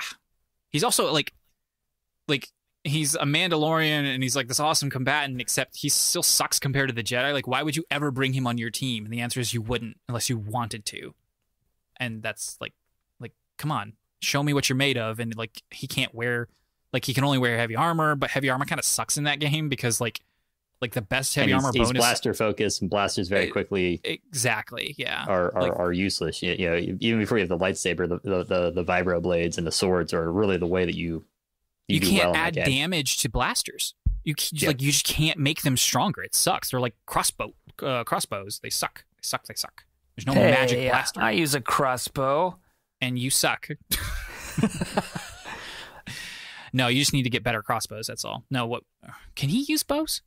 It doesn't matter. Keep it rolling. Make fun of me. I talk about Witcher 3 now. Witcher 3. No, there's nothing to talk about. I'm done playing Witcher 3. This is my last chance. I'm never going to bash it again. This is the last time I bash Witcher 3. We already did that. That's not true at all. It is. I'm not going to just make this a Witcher 3 hate podcast, especially since you love it so much. I'm not going to do that. Okay, but no, if he ever does it, Karch is going to... What's going to happen if you do? I don't know. We'll bring it back that... What? You have to Venmo me $5. No, it won't be money. We'll do that thing we used to do where you make me play an hour of a game I hate. Oh, okay. Not The Witcher 3, obviously. Oh, I love that. Okay, deal. All right. But yeah, it's not for me, even as much as I want it to be. But I can see myself watching a Let's Play of this, so that's what I'm going to do. I'm going to find a Let's Play. Maybe one of the allies. I really wanted to like that game, and I played through that game much longer than I probably would have otherwise, because there's a lot that game has going for it. But oh well, maybe The Witcher 4 will be better. All right, or rather, maybe I'll play The Witcher 4 when it comes out rather than 6 years later. All right, Fell Seal, Arbiter's Mark. I started playing this. I don't remember when it came out. Jason bought it. He was immediately disappointed. 2019. Was it 2019? Okay. And he was immediately disappointed, and I wasn't far behind from him. But at the tail end of my vacation, I decided to, download it and give it another shot. Fell Seal Arbiter's Mark is basically Final Fantasy Tactics without the Final Fantasy, brand behind it. And I was too harsh on this game originally. I still don't love the art style. Specifically the character models and the animations. I think they're really bad, just really bad. The scenery, like the level design, and like kind of just the ideas that they have with some of the characters, like if they had done a better job on the models, I'm like, wow, that would have been great. But like the scenery or the levels that you traverse are fun. I like the art style there. I think it's really well done. But as far as like, man, this game it's actually really good. It's the story so far is really good. The gameplay is, it's Final Fantasy Tactics without the Final Fantasy stuff. I wish there were Final Fantasy things, but there's not, so that's fine. It's just super user friendly. It lets you set the difficulty levels, like it's basically Celeste levels of sliders. You can make every little bit about it as hard or difficult as you like. Like if you just want them to be high levels, like the enemies, you can, but then you want other stuff to be really easy, that's fine. Or you can take their baseline, or you can jack it all the way up to stupidly hard because you're insane. But I didn't do that. I took the baseline and I tweaked just like 2 or 3 things so that like they really like the idea, they being the developers, because they baked it into the normal mode. They like the idea of if a character dies, they don't die permanently, but they're really crippled. And so they want you to not use that character basically for a couple battles, which means you have to have reserve characters. I'm like, I'm not doing that. I'm going to make my 6-person party, and then if I have to sacrifice all but one of them because then that's game over, then so be it. And then they'll all be revived at the end. I'm not playing Fire Emblem. I'm playing Tactics. So I should be allowed to do that. And so I am allowed to do that because I set the setting. So I didn't know that, so I might go in there and tweak some stuff and give it another shot, because my main complaint about it was that it was a little difficult for me. But it is hard. It's still hard. Even like with my tweaks, it was still the first couple levels, and I did like, you can revisit levels, just do a little bit of grinding, and I'm maybe just like 1 or 2 levels above of the enemies when I do a story mission, and that's enough to still feel like I'm not steamrolling, but like I'm not like fighting for my life every time. It's that perfect balance that I like. But the story is the dialogue, it's written really well. Like I really like where this story's going. I'm only about 10-12 hours in. I have no idea how long this game is. I imagine it's probably in the 30-ish ballpark, so maybe I'm a little less than halfway through. But I like the world. I like the characters. I'm excited to see, what kind of twists and turns there are. I'm ready to unlock more jobs and really dive in there. I haven't played it in about a week because I got sidetracked with some other games, namely the next one I'm about to talk about, which is Age of Calamity. I finally started playing that. Thank you once again, Sean, for the Christmas present. You're welcome. It's fun. It's just really fun. I don't have a lot to say about this. I'm just a few hours in. I've got Daruk. I've just started I'm like literally paused in the middle of the Mifa cutscene, like where you go to start get her, and she's the Zora girl. if you don't recall from Breath of the Wild. But it's fun. It's just like there's just one little reference after another that's just like, oh wow, it's like they really understood Breath of the Wild to be able to translate it so well into a completely different genre of game. Like, I don't know, it's like if you took, I don't know, if somehow you took Mario Kart, you turned it into an RPG, but it didn't suck. Like, I can't think of a better example because that's a crappy example. But like, it's just so fun to see. Like, all right, how did they incorporate cooking? Oh, okay, that's how they did it. In the tracking, it's like just one thing after another. It feels like you've played this game before in a way because you did. You played Breath of the Wild. This is so familiar. Everything is like there's a quote unquote nothing new. But then it's also the best Warriors gameplay I've ever played. And, you know, this is coming from a guy who's probably only played 4 of those in his entire life. But I did play a lot of Hyrule Warriors. I did play a lot of Samurai Chronicle Warriors, whatever that was called on my 3DS. And I played a handful of the Dynasty Warriors back in the day. And those are the games that earned the reputation of, like, this is stupid, mindless hack and slash. This game, and probably more of the recent titles, but I haven't played as many of those, is just way more involved. How creative they are with the basic move sets and the fact that everybody has the Sheikah Slate, but you know, the way that Link uses his bombs is totally different from the way that Zelda uses her bombs, which is totally different from the way that everybody else uses the bombs. And the same thing for Magnesis and the Frozen stuff, et cetera, et cetera. So it's a really good game. And I'm not going to try to like ruffle spoiler feathers, and I don't want anybody to tell me anything. But like I hear like the story isn't exactly what we felt like we were, you know, told it was going to be. Like we kind of got like a little bit of a bait and switch, but that's fine because we are getting a Breath of the Wild 2. So if this isn't the prequel we all wanted, that's okay because we're going to get the sequel that we all wanted, hopefully.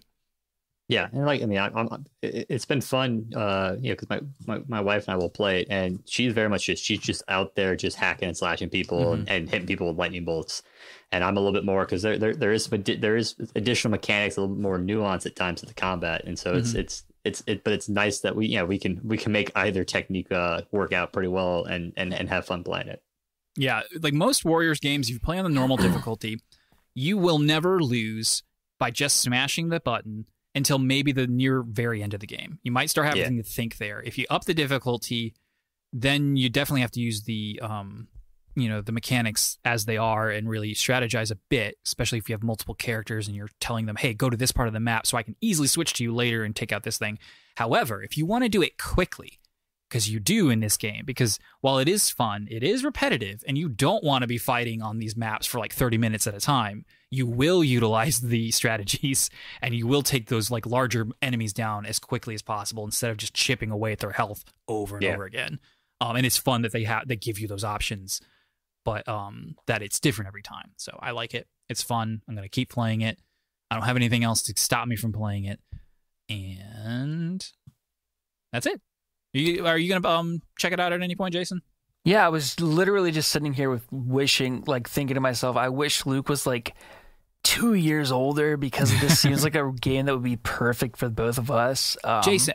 Sean, could he like knowing how the co-op works, would it be okay for Jason to basically just like do everything for him while he thinks he's like taking control? Yeah, he could, because I mean, the co-op just basically means one of the other characters that's running around gets controlled by someone else, but everything is still designed for essentially one player. Okay. So Jason, Luke could just be sitting there mashing and fighting a bunch of enemies normally, and you could be running around having to actually deal with the stronger enemies that require a little more finesse and running around and taking care of the objectives. I might do that because it's funny. Like Luke, we turned on what's it called, God mode in Hades. He can actually get like legitimately by himself like 6 doors in. He doesn't make it to the first boss, but he can get pretty far. I mean, obviously he's getting the handicap of having died like 10 times, in the first level or whatever. But I think he'd get a kick out of that. I gotta check that out. Yeah, cool. Give it a go. Also, I like Daruk because he rolls when he runs. Most characters these days run when they run. He rolls, like a bowling ball. And then if you hit, I think the X button, whatever the top button is, He bounces. Yeah. He just bounces like a beach ball, and he's like boing, boing, boing, smashing enemies. It's awesome. I did not know that.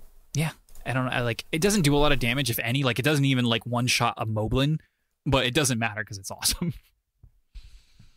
Anyway, that's what we've been playing. Tell us what you've been playing, what you wish you were playing, and maybe we'll talk about it next week. So please, give me recommendations to keep me away from Skyrim. Anything, Sean. Anything but Skyrim. Oblivion would be better at this point. All right, it's time for the topic of the week, and that topic of the week is 2021. It's a new year, ladies and gentlemen, and we have big dreams, big plans, big predictions, because it's going to be a good year. It's so weird how they decided to skip 2020. We went from 19 to 21. It happens, you know. It's that's what the leap year is. We leap over it, and we don't have to do it. That's how it goes. It's genius. It's genius. So we're going to talk about three things. We're going to talk about our resolutions, what we want to accomplish gaming-wise, maybe with this podcast. Whatever. We'll feel it out. Some predictions, what we think might happen. Not what we want to happen, necessarily, but what we think will happen. And then finally, our hopes and hypes, which is the stuff we definitely want to happen, even if it's a long shot. Or stuff we know is going to happen, we're just excited for. So, we'll start with resolutions. Who wants to go first? Jason? Sean? Mine are boring, so I'll go first. Yeah! So I have 3 resolutions.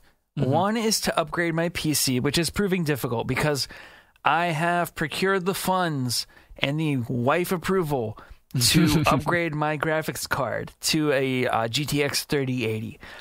Trouble is finding one. So that's a resolution, is I want to do that. Well, and the tariffs kicked in now, so all that stuff costs more. The what? Was that the tariffs? Sorry. Oh, okay. I still don't know what you mean. So because of the whole trade dispute with China, and some of the tariff. I thought you said terrorists. I was like, what? Okay, gotcha. Sorry. Gotcha. So I mean, a lot of that technology stuff has I think up to like a 25% tariff put on it. Boo. So all basically all computer equipment stuff, because it all gets sourced pretty much out of China, has all jumped in prices as of 2 days, or as of basically the turning of the new year. Do they factor that into MSRP? I have no idea. Yeah, because I mean, I anticipated paying more for this generation's graphics card anyway. So like when they told me the price, I think it's $700 for the 3080. I mean, I was like, okay. I don't know. I mean, I don't know how the tariffs affected it, but at any rate, it is on my list to do that. Second thing is, I would love to find a way to do a co-op Let's Play with you guys. So like film ourselves, but also record it on the screen and then edit it all together into like a fluid experience with cuts of like, oh, well, if Sean kills a person, then like we go to Sean's, game camera, but we're all 3 kind of at the bottom there playing it together. I would love to figure out the logistics of how to do that. I think that'd be a lot of fun. Sounds easy, honestly. The logistics sound easy. It's just the doing the cuts is just going to be tedious. That sounds like 6 episodes worth of editing, basically. Which I love editing, so I'm so totally down for that. Yeah, it's your resolution, man. Let's do it. We'll figure a game and... Oh, I'm sorry, what? I said we'll figure out a game and we'll do it. Yeah, I'd love to. And then lastly, I'd love to roll credits on more than 2 games this year.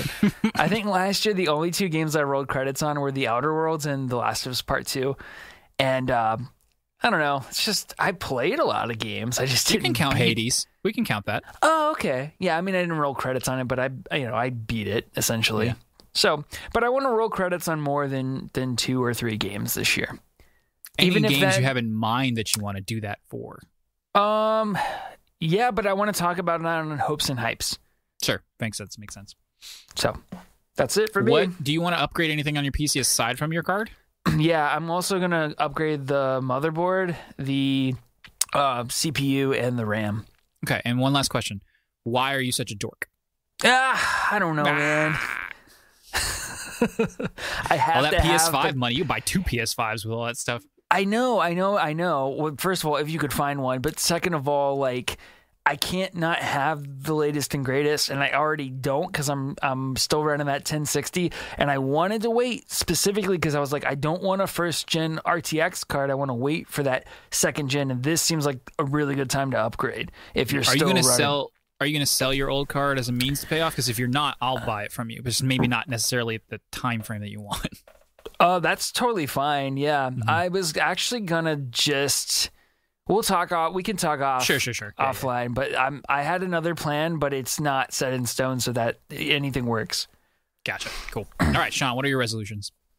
Big one for me is I'd like to play more co-op games next year, or this year. I used to pretty regularly play, whether it was Minecraft or Destiny, or I think even going back to like Halo 4, Halo Reach, with like my brothers and some of my friends back when I was first stationed in DC when I was in the Navy.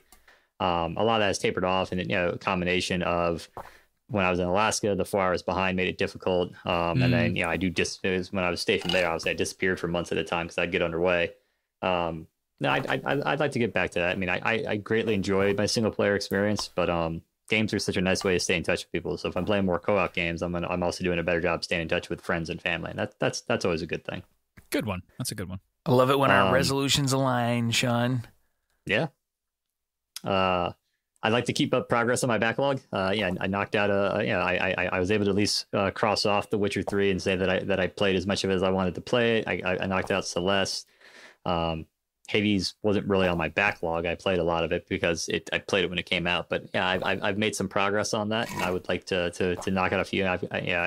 Big games on there are certainly Red Dead Redemption 2, but then Final Fantasy 7 Remake, Horizon Zero Dawn, which are both shorter. So I mean, if I can knock out 2 of those 3 and then play some of the other indies that are on my backlog, that would be great. Which brings me to my third resolution, which is I'd like to play more indies. I have found in the last couple of years that I really enjoy indie games. I enjoy in part because I played so many open world sprawling RPGs for so long that they eat up so much time, and I kind of enjoy that condensed, focused gaming experience that a lot of indies tend to bring.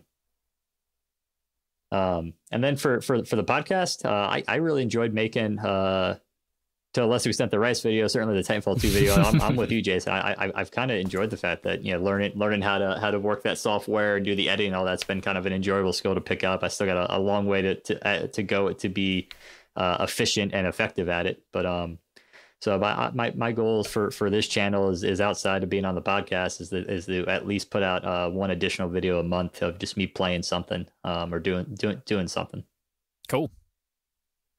Hey, Sean, it sounds like a lot of your goals have to do with like having more time to game potentially. I might have a solution for you. Yeah.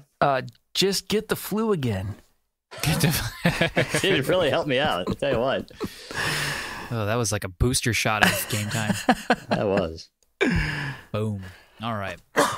We'll do these next. We'll do them like, around. We'll go one off because it's more fun when we get to alternate. But my resolutions. All right. So my first one is once a month, I'm going to play a JRPG to completion until I've got 12 under. Sounds familiar. No.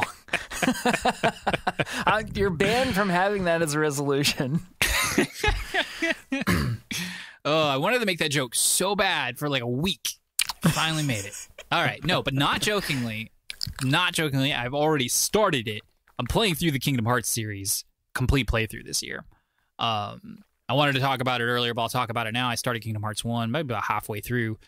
And yeah, I'm going to try to make videos about it. I probably won't. I'm terrible, but I probably won't. It's really hard to capture. Like, I don't even know, like, as I'm playing, I can capture the video. I know how to do it.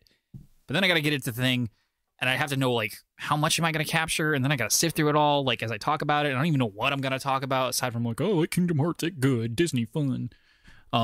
Because it is good and Disney fun. But, but like, after some pretty large disappointment with 3, I just kind of wanted, like, I want to suffer through the entire thing. And this, I kind of intended to do this prior to 3, but I never got around to it.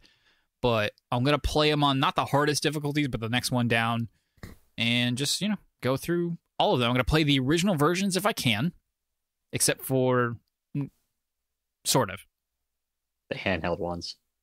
No, the handheld ones are the ones I'm going to play the original versions for. Oh. The other ones I'm going to play the souped up versions because one of the handhelds doesn't have a souped up version, so I have to play it there. The first Game Boy Advance one sucks on the remake. Like I don't like it. I've looked at it. I was like, I don't want anything to do with this, so I'm going to play like an emulated Game Boy version of it. And then the 3DS one. What? The card one. The card yes. one. Chain Yeah, my wife's stuck on that right now, and I think I might have to just like power through and beat it for her so she can move on to playing the next game. It's a really good game overall. Like the mechanic is well done, but except for certain parts, and it is infuriating. But the story's great. It's a really good story, and it's a nice little interlude between the two that I always wrote off as a kid. I didn't play it until I was like 19, 20 years old, and I was like, wow, this is way better than I thought it was, and it puts a lot of things into a new context and makes Kingdom Hearts 2 really, really even much better than it is.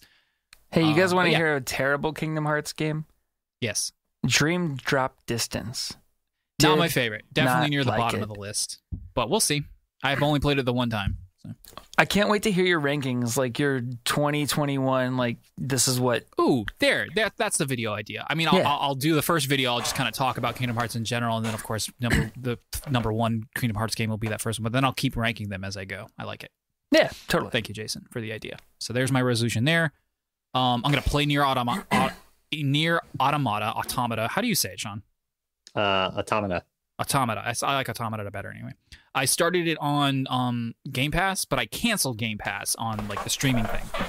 It was stressing me out trying to play or having this like, no, it's like, oh, $15 a month. I'm like, but I'm not playing it. And I didn't want to deal with that. So I'll buy this on the cheap. I'll play it on PS4. I'll have a good time. I'm going to get a birthday PS5 because by then they should have them without issue. I hope. Goodness. I'm going to get the digital version, and I am going to trade in my PS4. So hopefully I can get it for like $300. It sounds like a good deal to me. And I'm going to play some fighting games. I'm going to get Soul Calibur 6 or something. Maybe a Tekken game. I love Tekken. I love Soul Calibur. I'm going to play a fighting game. So, yeah. Here's my what about Injustice? Yeah. No, I don't like the Mortal Kombat style very much, which is what those games are based off. Okay. Or at least they're made by similar studios. You know. Anyway, NetherRealm or whatever it is. I feel like I had another one that I didn't write down, but oh well. All right, that's our resolutions. Everybody's going to play one JRPG a month. It's going to be great. We'll talk about it. Little book club. Dragon Quest 11. We're going to get that platinum. I'm gonna get the speed one record on Dragon Quest 3 when I took my NES. I'm gonna melt my NES. It's gonna be great. Does that work on the NES Classic? You think heat does it? Wait till I expose the thing to radiation. I'm the fastest. I feel like I know that like speedrunners have these like there's like a million categories. Like I got the fastest time with all these weird conditions, but I feel like applying physical like stimuli during the playthrough to your NES to get a faster score should just be banned. Like, that shouldn't be accepted by anybody. Yeah, I agree. Seems like it's going one step too far, but whatever. All right, predictions. Jason, give us your first prediction for 2021. I only get to say one prediction? Well, then Sean's going to go. We're going to do this in a round fashion. It'll be more fun that way. That's fair. Okay, so my prediction, it's a little, man, I guess maybe I'm just a boring person, but my prediction for 2021 is Microsoft sees its platform approach pay off. That's a good one. I liked it. Yeah, so I mean, we've talked about this kind of at length on the podcast, but we've seen Microsoft take this more platform, like Xbox as a platform versus just as a console, and Sony take the more traditional path.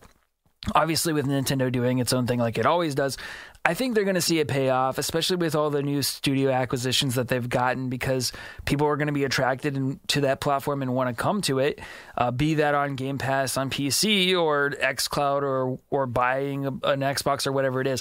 Obviously, I don't think they're going to outsell the PS5 in consoles, but I do think by other metrics, if you look at what like subscribers per month and certain things like that, I think you're going to see Microsoft pull ahead in those metrics. The ones that Phil Spencer mentioned in saying that's kind of more their company's focus. What do you think about their first party offerings, though? Do you think they're going to step it up? I I don't know. I've never been a huge fan of Microsoft's first-party offerings. Right. No, you haven't. But do you think they're going to bring their A game and to compete with Sony's?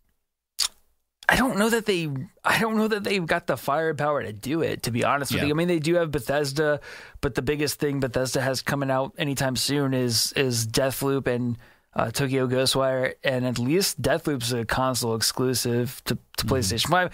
Who knows how that's going to pan out? And then you've got Fable 4 coming, but who knows when? Yeah. If it happens, it's not going to be this year. I do think they'll catch up.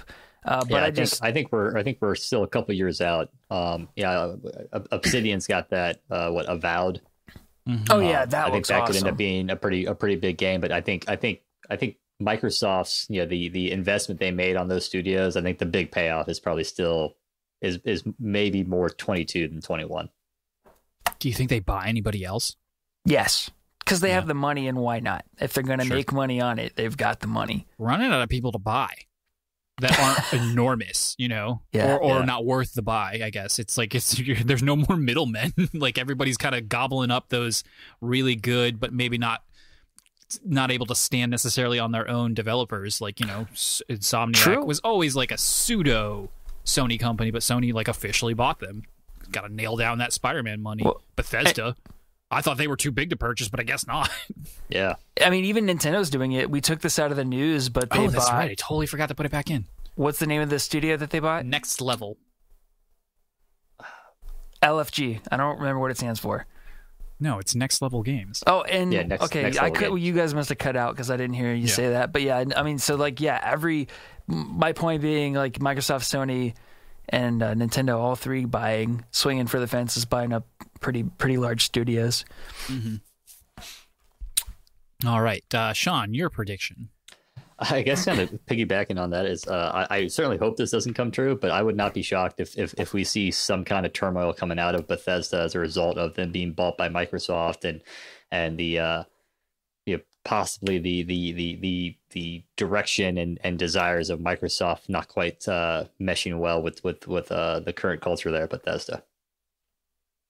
How so? Like, what do you think? Do I think what's his name? Is that Todd Howard? Todd Howard, the head of the. Yeah. Do I think Todd Howard is going to leave Bethesda sometime soon? No, but do I think maybe we'll see some people who have been with that company for a long time head out because they end up feeling stymied because it turns out Microsoft's pushing them to help get to get some stuff out. Maybe we shall see. We actually haven't seen much since the acquisition, or at least the announcement of the acquisition. There's just really been no new news about that. Yeah, and I mean, to temper what I've said, I mean, as far as I can tell, Microsoft's relationship with these developers that they've acquired over the last couple of years seems to be in general pretty good. So hopefully that doesn't happen with Bethesda, but Bethesda, like you said, is the biggest of them. Was kind of was almost to working towards being like an EA and an Activision Blizzard. Mm-hmm. So there may be some greater friction there that I could see something happening. We shall see. All right, my prediction, my first one is, anyway, I won't steal Jason's because it's his. We'll talk about that together in a sec. But I don't want it to be the case, but I think E3's dead. I think we won't see E3 this year, and I don't think we'll ever see E3 again. And not even kind of like a little bit, like, at least a different way. I think E3, this is gone. I hate it. I hate the idea that institution just overnight vanished. Like, it's gone now, and now I'm stuck with 4 months of sprinkled pepper nonsense, terrible last minute. Is this worth watching digital presentations? Well, hold on though.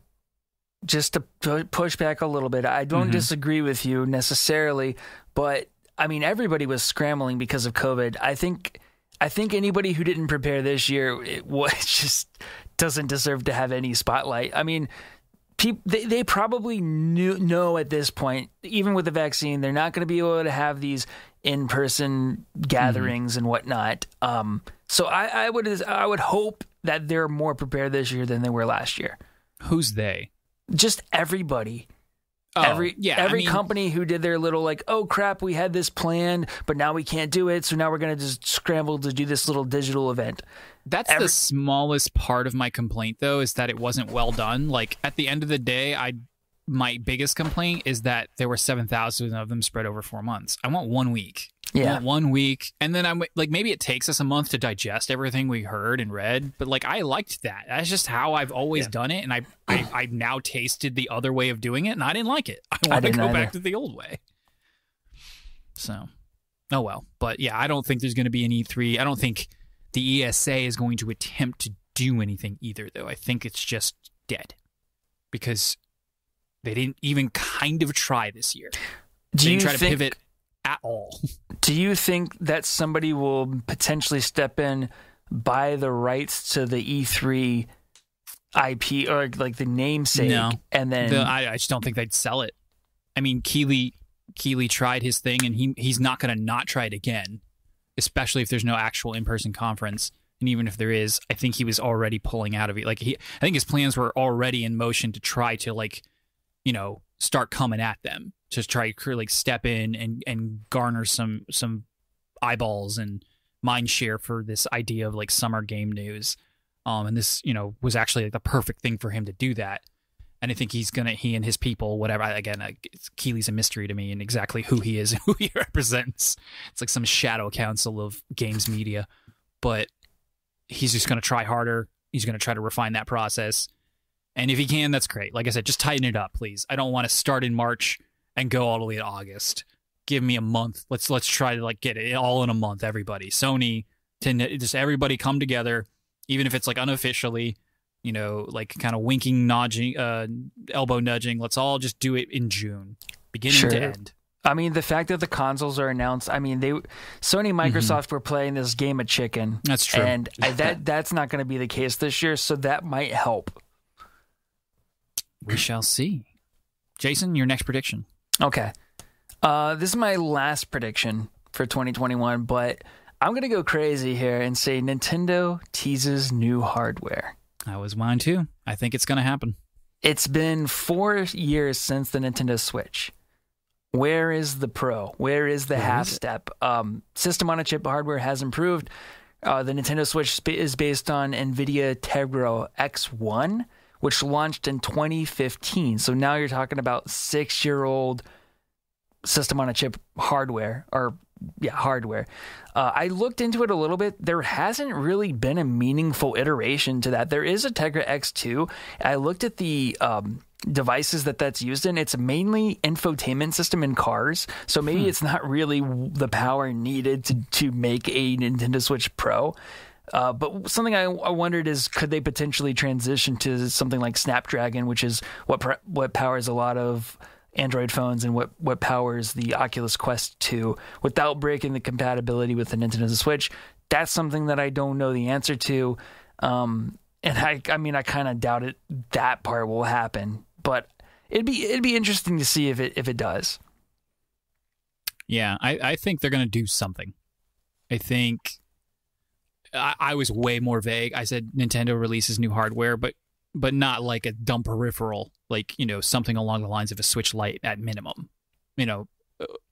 Oh, so you think it's going to be released? I just said I thought it was. Yeah, no, I think they announced and released some kind of new Switch hardware, comparable to a Switch Lite in like size and scope, like a new SKU, new Switch SKU of some kind,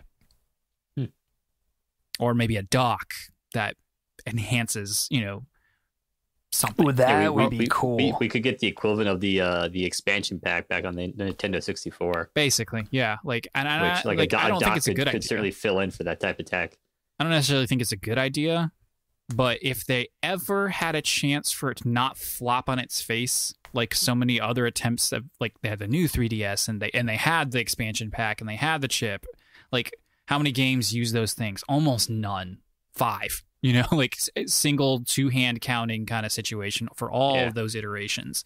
I think if they ever had a chance to succeed, the PS4 Pro, the Xbox One X, and then, of course, the Switch's immense popularity, all create an environment in which some sort of external or new version with Nintendo hardware or certain games running better or only even on this thing or with this attachment or whatever it is, where people aren't just like, I don't want that. And I don't know, we'll see, because the Switch in a much smaller degree has tapped into that casual market that the Wii did, that they thought the Wii U would and never did. But and those people usually just don't buy additional consoles for like 2 or 3 games. But if it's more fluid and less restrictive, like, okay, of course your Mario's going to run on this. Of course anything's going to run on this. But man, check it out on this in the palm of your hands, blah, blah, blah, blah, blah. I mean, I'd be fine with, they already released a SKU that they did like a soft update where the battery life's better. Yeah. But battery life I'd be fine. I'd be happy with just a real D-pad, a slightly nicer screen, slightly better battery life. Guy, I'd be happy with Joy-Cons that don't suck. Yeah, but that's not going to happen. I'll take that. I do not predict that that's going to happen. No, it's just definitely not. All right. Those are our predictions. We can come back around to those at the end of the year, at the beginning of next year, 2022, see how right or wrong we were. Now, my favorite part, speculation, our hopes and our hypes. Jason, what are you hopeful for this year? I did more hypes than hopes, I just realized. So I'm just gonna run through mine really quickly, if you don't mind, because they're all kind of bunched together. But Deathloop comes out on May 21st, and I don't think that I'll have a PS5 by then. So I'm probably gonna get it on PC. It's the week before our birthday. Well, it's the week in between our birthdays. So Deathloop, I'm super stoked for. God of War sequel, whenever that comes out, I'm hoping it's coming out 2021. They said it was, and they can't take it back. They can't delay it. It's not allowed. It's against the rules. It's illegal. That's the game that if I don't have a PS5 by then, that's the game that'll make me buy a PS5. You and everybody else, man. And Ratchet and Clank Rift Apart, super hyped for that. That one I probably won't buy a PS5 for if it comes out before God of War, but But I am excited about that game because I loved the PS4 2016 Ratchet and Clank. Which, Sean, there you go. There's another game for you. Yeah, I'll put it on the list. That's a good one. I don't know if it's up your alley, but man, I loved it. I think you'd like it. I've never played any of them, so I don't know. It's a good game for beginners, like for new entry or first timers, I should say. Yeah, I'll put it on the list. And then lastly, in terms of hopes, I just wish Nintendo would give me something to be hyped about. Monster Hunter. That's Capcom, and it's not for me. They're going to take away you want a Mario Breath of the Wild too. That's what you want. That is what it is. No, I want Metroid. Yeah, I want Breath of the Wild 2. I want the Metroid iteration. I'm at this point, I think Metroid Prime 4 is vaporware. Like it doesn't exist. Which is Bayonetta 3 just disappeared. Didn't they announce the Metroid game like when they announced the Nintendo Switch? It was that first E3 after the Switch launched, I believe. Okay. When they announced a Pokemon game. All it was a title card. Too, right. It was it was like a slow reveal with the music, and it was like, yeah, it's a thing. And then it got not canceled, but it was being worked on by somebody else. I don't remember who it was. And then Retro came in and said, actually, this is probably like, I guess something was happening. And they're like, Retro, who originally developed the first 3 Metroid Primes. Yep. They're like, give us your pitch on what this could be. And they did. And Nintendo's like, you're hired again. You're doing this now. And so they had to scrap everything and start over again. Get those 3DS studios to give. Nintendo loves reselling HD remasters. Where's the Metroid trilogy remaster? I don't know, dude. It's unbelievable we don't have it yet. It's a Wii game. Like the remaster. Like I have it on my Wii U. I could play it right now if I wanted to, but I want it on my Switch. Yep. Wait, do they have the trilogy remastered on Wii U? Yes. Because Prime 3 was I think a Wii launch title. I think it's a Wii game still, but you could buy Wii games on the Wii U. Oh, that was a thing. And then they did Metroid Prime Trilogy, which was all 3 of them on one pack. I had it. It was like an actual metal case too. It was like the most gorgeous case for a video game I ever had. And that included the GameCube one as well. It was 1 and 2 up. I don't think they had any graphics update, but they also gave you the option to use the motion controls from 3 with 1 and 2. Yeah. It's wild. Like I mean, obviously they're fine with putting out the plainest, most boring, repackaging of the games ever. Mm-hmm. So just do no graphical updates and give it to me. I've never played it before. Agreed. Anyway, those are all my hopes and hypes. So.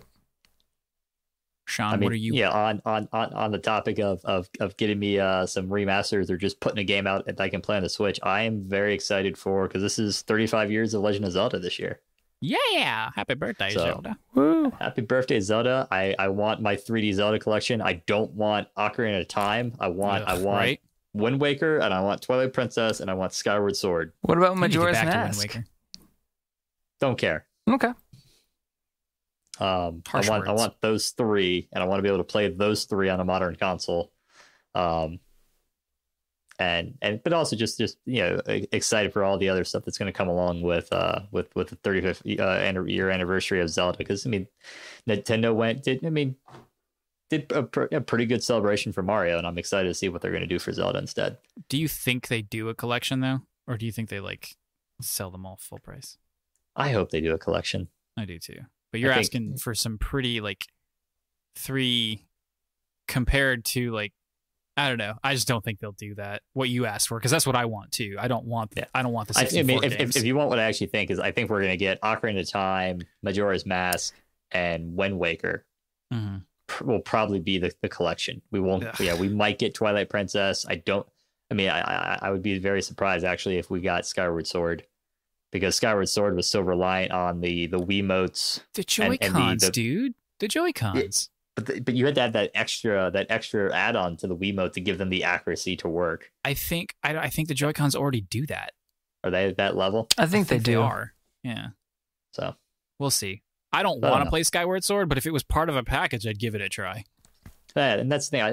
I never played Skyward Sword, so it's one of the very few Zeldas that I actually haven't played. So I would like to play it, but I would really like to go back and play Wind Waker and Twilight Princess for sure. And then my only other my big hope for this year is I would like to get to see you guys. I'm back down in Florida, not in Alaska. It would be nice to meet up in person. My command told me somewhat recently that they think in the next couple months. For active duty, I might be getting my COVID vaccine. Sweet. So that'll certainly assist with my ability to travel. And then I want Jason to let me play Skyrim VR. It's going to happen. Don't let him do it. Don't. No, you don't just put the needle in his arm. What is that? We're the worst. We're the worst support group ever. We're like, oh yeah, we forgot to give you a gaming recommendation. We canceled the podcast recording. Oh, let's do some Skyrim VR. Yeah, it's fine. I need my hit. Yeah. He needs his hit. All right. Well, while you're dreaming about your next hit, I'll talk about my dreams for 2021. The only tangible one that I can put my hands on essentially is Monster Hunter Rise, which comes out March 26th, which is still so far away, but it is coming. I even played the demo today, and oh my gosh, I already went on about it earlier. I am excited for this game. I cannot wait to play. I love Monster Hunter. Played 80 hours of it on the World, and I regret not going back to it and not getting into Iceborne, but can't wait. But that's a sure thing, and it'll definitely be fun to have my Switch for that. I think Breath of the Wild 2 comes out this year. I don't see why it doesn't. 2017, we're now going to be I think it comes out late this year. I think that's a fall game for sure. Definitely not spring, maybe summer. I doubt it though. Just doesn't feel like if they couldn't get it out, before the end of the fiscal quarter, that they would just, why wouldn't they stretch it till the end of the holiday season to get the most bang for their buck? But I do think we see that game at the end of the year. And of course, the first one is a masterpiece. We all agree. We said as much on our Zelda, ranking podcast. So I'm excited for that. God of War 2 is legally obligated to come out by the end of the year. Ragnarok, getting chills thinking about that Fimbulvinter and all the fun we're going to have, hopefully fighting Thor and the rest of them. I really want to see a lot from that game. As good as the first one was, there's so much more they can do. They got it so right. Like, it shouldn't have been that good, but it was. But it could still be so much better. We could go to more places, more enemy types. Who knows what they can do with the combat. I'm excited to see where the story goes. I want it. I want it in my belly. I want it. Silk Song. I think that's coming out this year. I think it's coming out. I think there's no way it doesn't. I think so too. Especially with the magazine release, cover release. Right, and then... like I can't, like, that just, I know sometimes these contracts get made really far in advance, but like, why would you do that if you didn't have a lot to say? And if you had a lot to say, why aren't you already done? Because like I said, that guy, the one developer, he posted, like, you know, they're basically in bug fixing mode. Now, bug fixing mode can take forever, so to speak, or it can take a lot Cyberpunk longer has than proven you think. that, yeah. Exactly. But if, like, that means your game is done except for the broken parts of it. You know, there shouldn't be any more crucial design issues. There shouldn't be any more levels being made. The characters are done. The bosses are done. All that's left are bugs and then potential DLC down the line. But, yeah, that first game blew me away in only a way that Hades has since then. And I can't wait to play this amazing follow-up. The way that people feel about Cyberpunk, incorrectly, I correctly feel about Silk Song. As far as like them delivering a sequel that's worthy of its predecessor. Not that Cyberpunk is a sequel to Witcher 3, but you see what I mean. I kind of just, for my own little sick like humor, kind of just hope it sucks. That's terrible of you. We're not friends anymore. Why would you say that? I don't really hope that, but it would be a little like, how funny. Could it? It would be a little funny. Will I love it as much as Hollow Knight? I don't know. I can't say. I won't say that I will love it as much as or more than, but I will enjoy this game. It is impossible. Like, there's just no world in which this game isn't good. Just, it doesn't, you know, it doesn't exist. Final Fantasy 16 has a really good chance of coming out this year. Based on the things that they said, the way that trailer looks. I know you can't tell a lot, especially from like a cinematic-y story trailer, but it definitely looks like a game that's really far along. And they're going back to their roots in a lot of ways. I'm a little nervous about the combat. I've never played a Devil May Cry game. And it doesn't just look like that for, like, by chance. They hired one of, like, the lead designers in, like, the more recent Devil May Cry games. So, like, they're very intentionally going in this direction, which is a little bit too far in that direction. Like, I don't mind the action combat. I like it. But I like it a little bit slower, like in Kingdom Hearts, which is actually still pretty fast, but even more so like Final Fantasy VII, which was the perfected version of Final Fantasy 15. But we'll see. It looks like it's going to be a good game. The only other another small hang up I have about it is that it's being like produced by the lead guy at Final Fantasy 14, and hopefully, and you can kind of see that too if you're at all familiar with Final Fantasy 14. You kind of see that in the character design of the 16 stuff that we've seen in that trailer. And people love 14. They're like, the story is great. But I'm like, but it's still an MMO. And so the story ends up being like kind of like ho-hum. But this isn't an MMO. So hopefully the story is just as good as it would be if you didn't have the trappings of an MMO. And they'll be able to finally tell like a coherent narrative. So, and then I hope E3 comes back. I know I said it probably won't, but I hope it does. So that's my only hope. Everything else is kind of like a pseudo prediction / hype. But I think it's going to be a good year for games. You know, amidst all the crappiness that happened and the weirdness as far as like, you know, there was a lot of nasty stuff as far as delays and bad releases and, you know, sexual misconduct and just wage inequality, crunch, etc. Like, as far as like the actual games we got, it was a pretty good year, you know, like it was a really good year for games. And it reminds you why you play them and why we bother to maybe even kind of try to do a podcast about them. Cheers to 2021. Woo! Yeah, I'll back that up. All right. Well, cool. Well, that was really fun. We haven't done it in a while, and I don't think we've done a 3-person with the 3 of us since like November. So, yeah. Or maybe we have. But anyway, that is all we have for you today, ladies and gentlemen, you lovely NFers. We hope you all have a fantastic week. We will try, but we are never free to play.